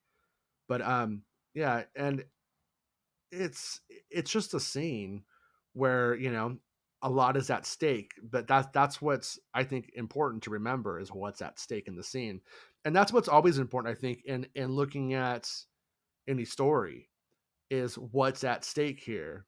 If something should stay or be cut depends on what was at stake. Did it play into it or not? And so yeah, I don't mind those moments personally. Qui-Gon, Qui-Gon, I did it again. Every day you get me with that name. I think in a certain point of view, it seems to imply that Qui-Gon was able to manifest, or maybe Obi-Wan was losing it. Yeah. I mean, he does manifest on Mortis, but in the film, we only hear his voice, and then we don't, and then they cut the moment about Qui-Gon with Yoda. So, and he didn't manifest there. So we can say that even though in Clone Wars he does, George Lucas in his story didn't have a man, but he does get to kind of retcon that, right? Because he cut it. So it's open to interpretation at this point. So I'm curious as to see what choice they made. Chandler Dyson says, do you think George's involvement and writing credit in Cassian is more likely one or more characters he created or something more? I will be honest with you, and if I remember this right, the writing credit came up on Internet Movie Database exclusively. That doesn't mean anything. If you have an Internet Movie Database Pro account, you could say Chandler Dyson created the show and wrote it until it gets edited and fixed. And they don't jump on fixing that stuff very quickly. And in my opinion, he probably, the writing credit probably isn't a writing credit. It's probably a created by credit for the whole universe that has been being mislisted somehow. And I don't believe he wrote on it. I hope I'm wrong, because that would be rad if he did, but I don't believe that George Lucas is working for Star Wars today. Mark says, is Cassian coming into the rebellion from the side of the separatists? Saw an X video essentially saying that. I want to see the CIS systems aligning with the ex-Republic rebels against the Empire. I mean, maybe. I mean, he says he's been in the fight since he was 6 years old. So that basically means that the Clone Wars happened, and then when the shift turns over to it, things don't go well for him, clearly, and we're in his location. So I think that's a pretty fair assumption to make. I don't know if it's a scoop or something, but I think that's safe to say that he was on the other side of things from the very start. Dale says no, he knew he'd squill and tell the Empire what he knew, which blows the whole thing. Yeah, and when you look at it too, Cassian had to not get caught. He had to get the information. He had to murder the injured man so he couldn't give the information out, and he had to get away. That's a hell of a lot of pressure, like in the scene. So I don't think it was played like not cool. At the same time, where I will see meet Ares Rock in the middle there is Cassian does not seem to behave like James Bond most of the time. He's not so cool. This is like stuff he does every day. Every day is life or death for him in that movie. Does it? But maybe when he's on an undercover mission to seduce an imperial officer's wife, it's a whole different game for him. Who, you know what I mean? Who knows? Dale Erdman says he shot him to prevent that from happening. It wasn't just a panic button reaction. No, it wasn't. It was that he knew he was going to be caught and he would be tortured until he squilled. Like, for sure. The Empire has mind probes and stuff like that. They were going to bore gullet his ass if they had to. Carl says, I was just gonna ask her take on Gina. Glad you got to it. Laugh out loud. Yeah, and like I said, my take on Gina is that the whole thing was unfortunate, mishandled. I don't think anybody won. I think everybody kind of looked a bit bad in it, and it's just unfortunate. Ares Rock says, but the other guy was cool and Cassian fell apart. It should have been the other way around. Besides, how did he escape? They just wanted the scenes, but to build on, but was not. Well, no. The other guy was injured, so the other guy was not going to be getting away. They had to climb up that little alleyway that they were in. With his injury, he wasn't going to make it. There was nowhere for him to go but up, and it wasn't happening. Little Cassian wasn't going to put that big dude on his back and climb up. Like, that wasn't going to happen. Therefore, bam. So Red 5 says, yeah, what happened there was fucked up. She basically got bullied off the show. She's a fighter by nature, of course. She was going to hit back. Yeah, and I agree there. Like, I don't think she handled things correctly, though. You know what I mean? I like I said, I just feel bad for everybody in the whole situation. So Mark Hamilton says that whole TFM narrative about the Civil War was mostly stems from Doomcock. They had a meltdown when Ryan Kinnell, one of their own, called them, quote, the R word for believing them. Car crash viewing. Oh, really? Yeah, I don't follow that stuff. But that said, it is what it is, you know? It just wasn't true. And I don't know if people were tricked or why they believe what they believe, but they should not have, if they ever did. Mark Hamilton says, surround yourself with positive people whenever you can. Some buttholes are inescapable, so reduce your exposure to them as much as possible. Yeah, and that is what sucks about having any kind of success in a fandom is there are stinky buttholes everywhere. Richie Cosell says, Cosell. I hope I'm saying that right, dude. Will Cassian take more from the Connery Bond or the Craig Bond? They're the two best in my opinion. Hope they take from both of them. Yeah, I like Roger Moore, man. Octopussy, Moonraker, that's good stuff, dude. No, yeah, I think it's I don't know if they're gonna like take from it is in terms of like character as much as situation and scenario. Like his character's kind of defined in a large way, but will we see more dimensions of him? I would hope so. You know what I mean? I would hope so. And yeah, I mean Diego Luna is a very strong actor, and he has a lot of charisma, but he also plays the very withdrawn, shy thing super well too. So I could kind of see them using his acting chops to turn that on and become someone else undercover if the story should be that kind of story. I mean, this might not be James Bond. This may be sort of, for better lack of a name, Che Guevara in the wilderness, kind of like trying to rebel against an empire.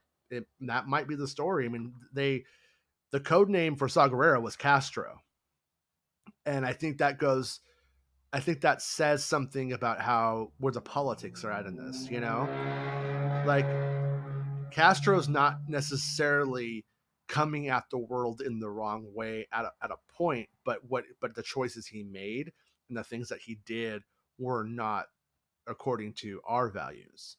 And so Mon Mothma and Bel Organa have these set of values, and Saw Gerrera has a different one, even though the ends are the goals are the same. And I think that says a lot. So what does that make? What does that make him in that? I don't know, because we haven't seen too many successful times when people have rebelled against a system like that, and we're seen as heroic in the end, and by everyone.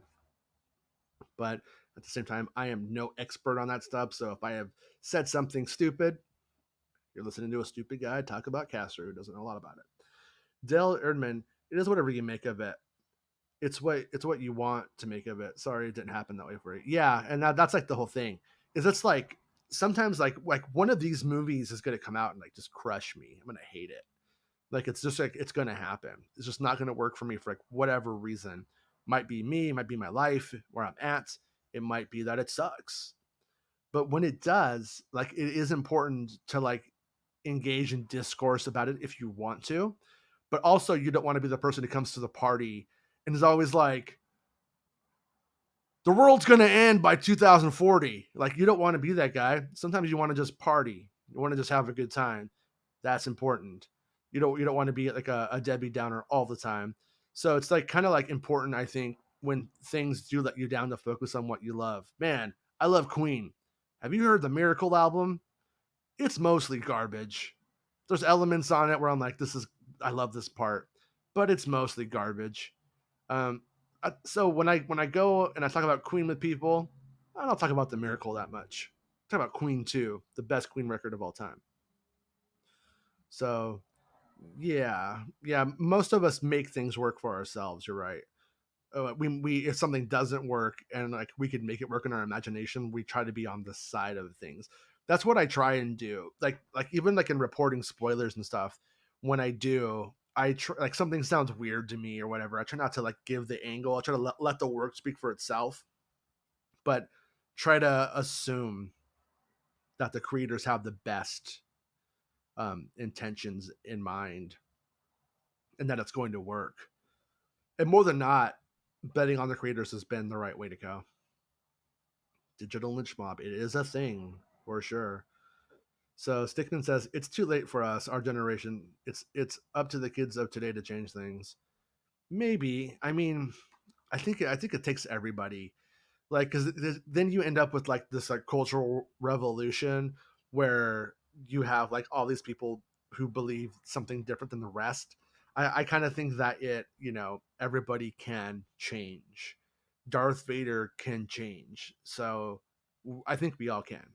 But I'm extraordinarily naive. I've looked at for the best in people and have been burned every single time. So don't listen to me. So Dell says, or Arius Rock to Dell says, never mind imagination. The way it was set up, Cassian escaping is going to be very difficult. It'd be like saying that we don't need to see Han and Leia escape Hoth. Oh, you're talking about the escape from at the very end of the movie. Yeah, I like that. I wish they didn't die for more stories with them, but I like that if they did, because it says that the Rogue One mission, it came at a cost and there were stakes. So that's just me though. Preach. Nationalism is not good for us as a species. Flags and GPS locators don't determine my values. Yeah, like I'm not somebody who doesn't, I believe in the rule of law. I do think that, you follow, if you're a Christian, you know, you're raised to follow the law of the land and stuff like that. Like that's how it should be. At the same time, like Mexico is just down the street from me, and I have more friends from Mexico than are Native Americans, just where I live, and just rash. It's just how it's gone for me, and it's like, so I'm supposed to like see this imaginary line or fence or concept and be like, oh, well, that's where the world changes, and that's, you know, and no, it's just like, and it's like I feel for people who would want to leave where they come from and were raised and loved because of economic hardship or corruption or whatever. It's like that, and that's where I start to go like, you know, I love my country. I really truly do. That's why certain things make me really mad, because I believe in the country, and I believe in the possibility and what we can do and the great things that we've done. Also, I'm not like somebody who's such an idiot to put on blinders and go like we're perfect. Like we've never been close to perfect. And the world is an awful place. And it's not until you like really start looking at all of the world that you start to go, wow, like wow, we are pretty great. At the same time, that doesn't mean we're perfect, and it doesn't mean that we should be like that's good enough, because we're not good enough. You know, we're just simply not. There's always room for improvement. And but I'm with you though, that I think that like a lot of the future generations seem like the younger people seem to come at things from a place where empathy is held in a higher place, and that makes me go like, yeah, like there's a lot of hope there, and that's what there is. At the same time, I see them how they behave on the internet, and I'm like, they know what to say, they know what they're supposed to do and how they're supposed to feel.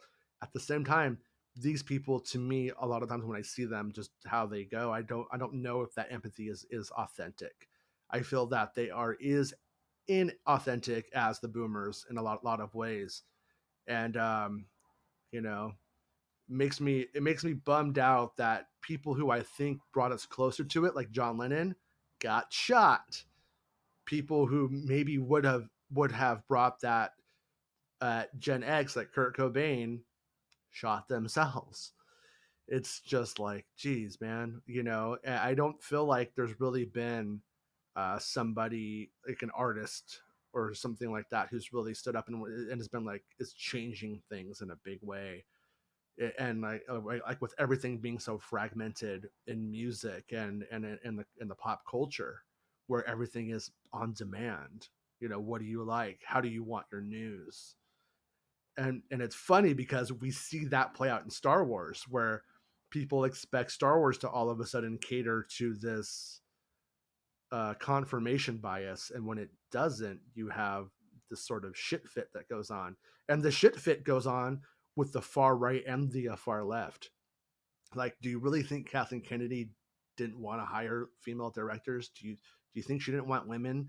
I mean, do you think that women weren't being put into high powered positions at Lucasfilm from the moment she stepped in?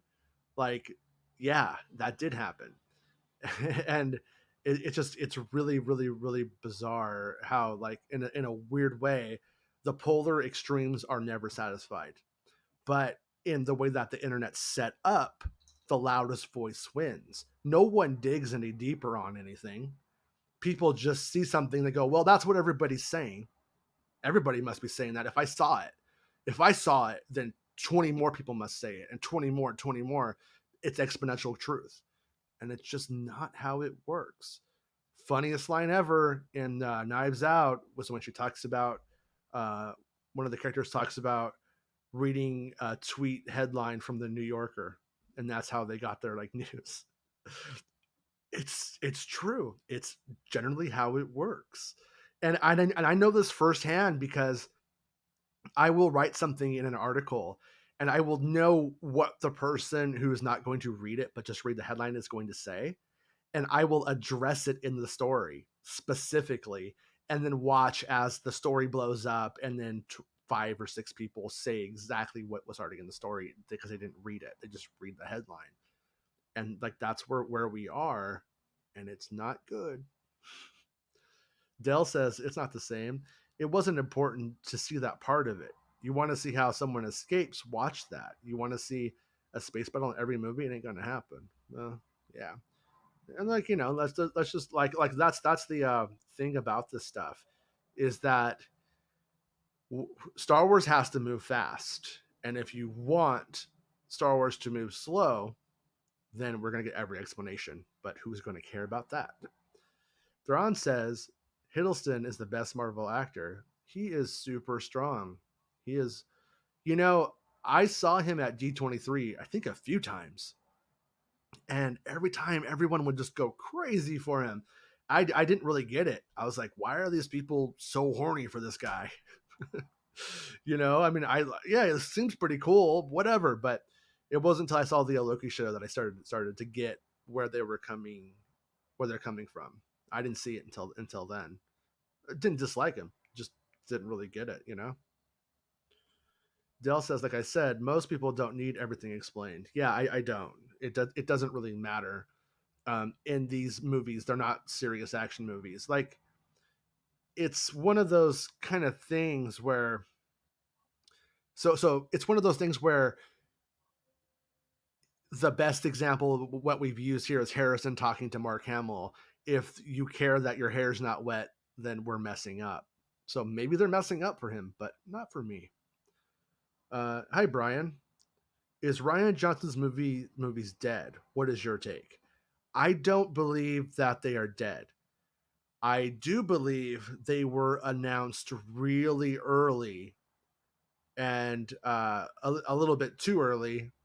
And I I think that the announcement was treated as if it was a ready to go production that was green lit and the scripts were like written and it was just let's go time.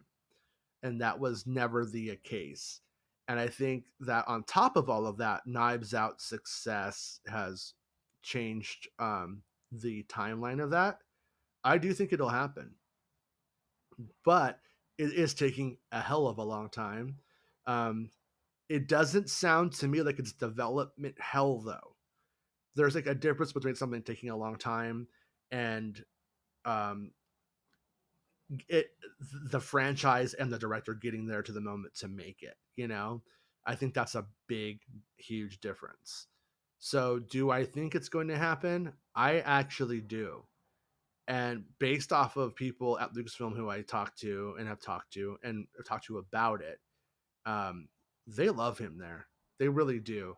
I do not think that some discourse is going to change that personally. At the same time, the only thing that I have worried about is that Star Wars' focus is going to like change. The pitch he made was a pre-Mandalorian pitch, from what I understand. And so them actually Lucasfilm wanting to go in the direction that was going to go may not fit. I don't know. Or when is the right time? That said, I think it will happen. I think that at a certain point, Ryan Johnson will probably need a big Disney or wants a big Disney um, domestic box office payout from something like I don't know how much Knives Out made. I think it did really well for what it was. Will it continue to and stuff like that? I don't know. I mean, it has such like star power in it. It's almost like an Ocean's 11 thing at this point. It sounds like. With that said, it'll probably help to get more of that under his belt. And I think that the more he has of that under his belt, the more he's going to be able to do in the long run as a director for the rest of his life. So it doesn't hurt to have huge box office numbers. So I can see him wanting to do it. And I think that right now, Star Wars in the theater though isn't a super like big priority. I know that there's other movies that are on the table, and there's other movies that are probably going to be greenlit pretty soon here. But with the way that the world has been, that is also slowed it down. So there's been all of this life that's happened between that and now, and I don't think that if they intend to make it anytime soon. I think the fact that we didn't see it on the Disney earnings call tells you don't hold your breath for it. But I still think it's being developed. So we'll have to see. But I would not expect it. I'm going to say if it happens, I expect it around 2025. That's my and who knows, that might even just be when it's starting. I'm going to say it doesn't if it's going to start, it won't even start until 2025. That's my estimation. At the same time, the stuff with COVID has been bad. There's a new variant in California that is like sounds like it's really bad for people that have been vaccinated even. And so who knows what the future holds, but I do feel like if we could get past this stupid virus, we will end up where everyone wants to go to the movies a lot, because I have so much movie watching to catch up on in theaters. I can't wait to be able to go back and to go with my children. And when I can do that, like I will easily even I was not excited about Solo coming out as close to The Last Jedi. I was like, give it a rest. The greedy side of me was like, I want it now. But even more so now, like I think a Star Wars movie a year is, please. I'll take more than one a year. I can't wait to go back to the movies personally, and I think a lot of people feel that way probably. Ragnarok favorite movie, says Hamilton. Can't wait for Taika Star Wars. Love the Mando season 1 finale almost as much as season 2 finale. The lava barge scene with IG-11 echoing Terminator was so iconic. Gondola R2 was fire. Yeah, I'm with you too. I think I'm totally up for that new voices, and that's what I want more than anything. While like it would be rad to have like Spielberg do a Star Wars someday, I'm cool with there just being like voices that we've never heard from before or seen make something in the Star Wars world. Like, because that's, if the movie's unique, then it becomes just another flavor on the shelf that we could pull from and when we want Star Wars. But so that's my problem, is like I love Nirvana, I love Queen, I love Star Wars, and those are like my classic go-tos. But you do hit a point where you're just like, I've seen all this stuff too much. I can't watch this right now. And so the more voices that we get, the less that happens, I think. So, yeah. See what else is going on in the chat. Chandler says, or the Vader Kenobi showdown could go down on the under construction Death Star. I don't know, because if that was the case, Kenobi could show up and be like, I'm a Jedi, everybody believe me. You have the whole end battle for it goes on. They don't know if it's real, and then they all do it on faith. So if it did happen, Kenobi would be weird to keep it secret, but not in production, but in the future sometime. Yeah, and that's where wires get crossed. Like something with Rangers of the New Republic. Like I was told that that's still happening. That wasn't shut down at all. It just wasn't that far into like development. So Aries Rock says, absolutely essential information to the movie's very existence was cut from the movie, then ignored. That is a problem. That they ignored it isn't the answer. I don't know. I just didn't have a problem with it. I just didn't see it as a problem personally. Hey, Nick at Night, how's it going? What are the chances Lucas Disney might decide to put the original theatrical cuts of the OG trilogy someday soon? See, my guess is that it to do so is an actual slap in the face to George Lucas, and I think that he doesn't want it, and I think he retains final cut on his movies. So to release an alternate cut is to go against that, which would be really a very big wrong to George Lucas, who has final cut on those films, from what I understand. But I am also of the opinion at some point he just won't give a shit. It may just say, yeah, do whatever you want. But I don't think it's going to happen until he's gone.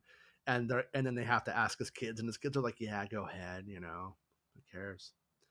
So The Last Jedi's disaster derailed the movie franchise. Who could have predicted their nine would just be $1 billion instead of under the 2 billion you'd expect? I don't think anybody actually saw it that way. And in fact, I don't think that the Last Jedi has anything to do with JJ's choices. I think JJ was going to make his choices no matter what that movie did. So he should have followed suit, and he didn't. But I also think that that movie just didn't connect. I didn't feel the need to keep seeing it like I did the other ones. So Dell thinks about the original is not very likely. The films are degraded a lot. I doubt George left some of the remasters alone enough to portray the original screenplay. Yeah, that's what the official word was for a long time. At the same time, you can literally just restore those scenes and edit them back in. The scenes that had visual effects were scanned and then put back into. I don't think that's necessarily true. I also think that you could just go to a really nice pristine print, restore that print, and then make it from there. And I think people would be just fine with that, and it would still probably look better than most vintage films. But that's just me.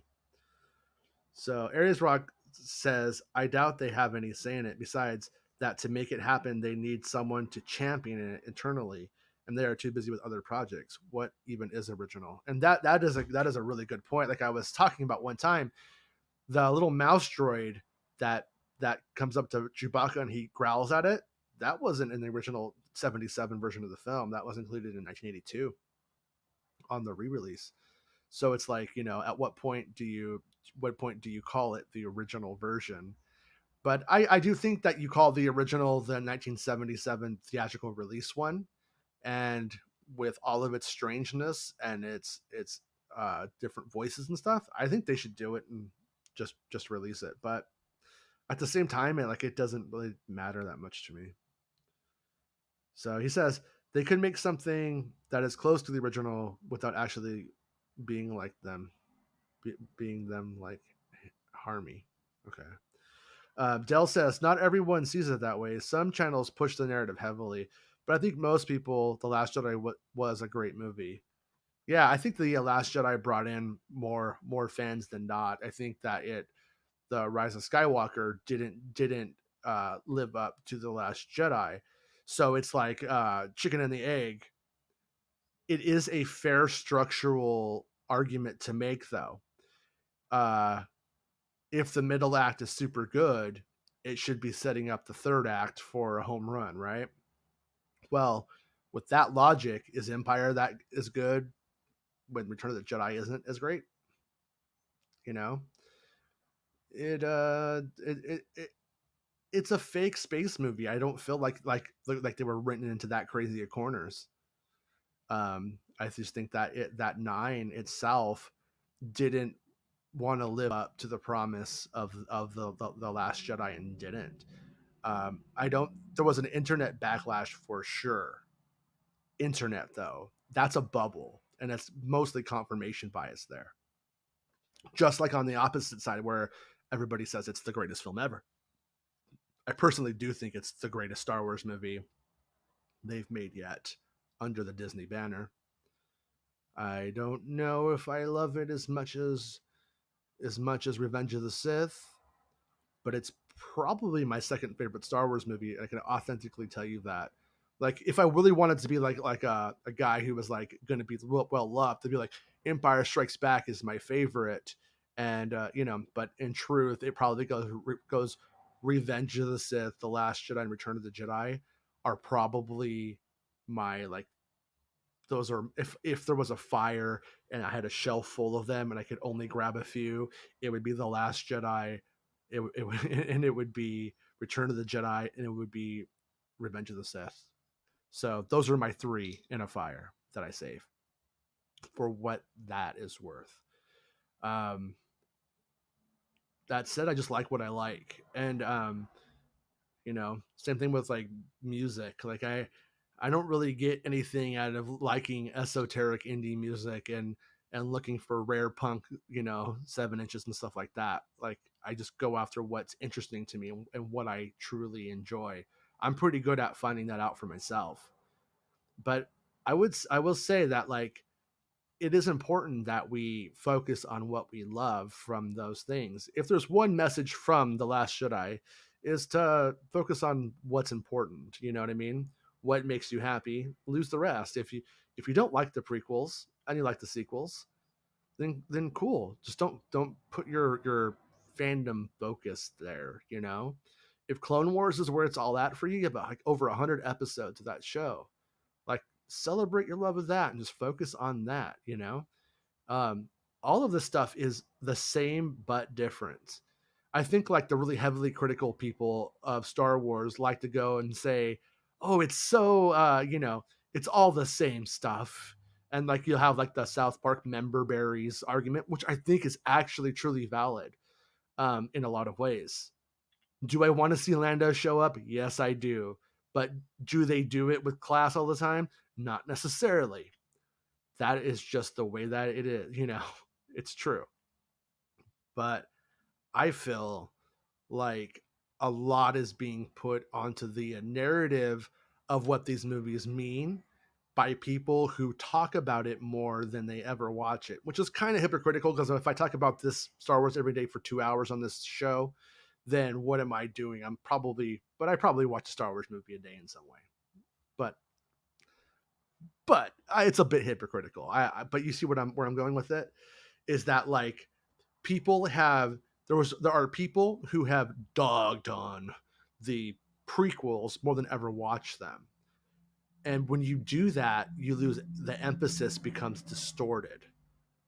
It's like, were midichlorians that big of a deal in the movie? If you think so, you missed the point of the movie. You have now taken the movie and stretched it into this narrative that really means that you're missing the film. And it's kind of sad at the same time, if they don't work for you, like you shouldn't pretend. Like there was this thing on YouTube, but years ago now, maybe 2 years, 3 years ago, about false positivity, and I hate that shit too. Like I hate it when like and I'm not singling anybody out for the record. I'm gonna use this as the example because it sounds like a stinky turd, and that's like hot callus. Everybody was like squealing about hot callus, and I'm just like, oh geez, man, this just sounds ridiculous. I feel ridiculous right now around this. And so it's like, but I didn't make it my life's energy to um hurt those people or make sure that they're not having fun.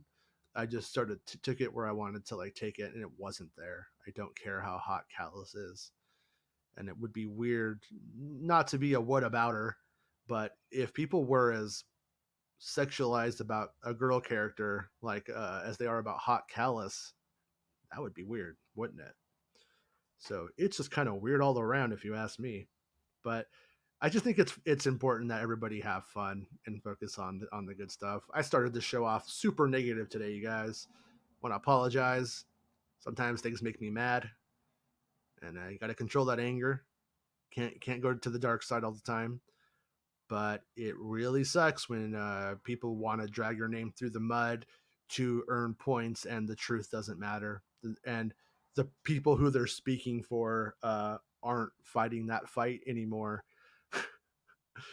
It's just like, what do you what? So you're Batman. You're this vigilante on the internet, huh? Cool. Makes no sense. That said, I want to really commend the chat today, like Dell and Aries Rock today, having super two different points of view, and that's always welcome on the show. And I like that no one got down to name calling. Everyone was super cool about it. You guys handled it like adults.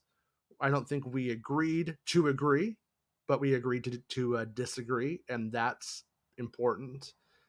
And I always think that if you love something enough and it's good, it doesn't matter what somebody else says about it because in your heart that it is what it is for you. And at the same time, I would never want to be in a place where we weren't, you know, um, we weren't questioning things enough just to be like, everything's good, because I hate that. I despise listening to a podcast where everything is good, everything is amazing. That's just not true. And you could, I would say the people who do that are as big of grifters as the people who say everything is fire and brimstone and that there's, Lucasfilm Civil War or something like that.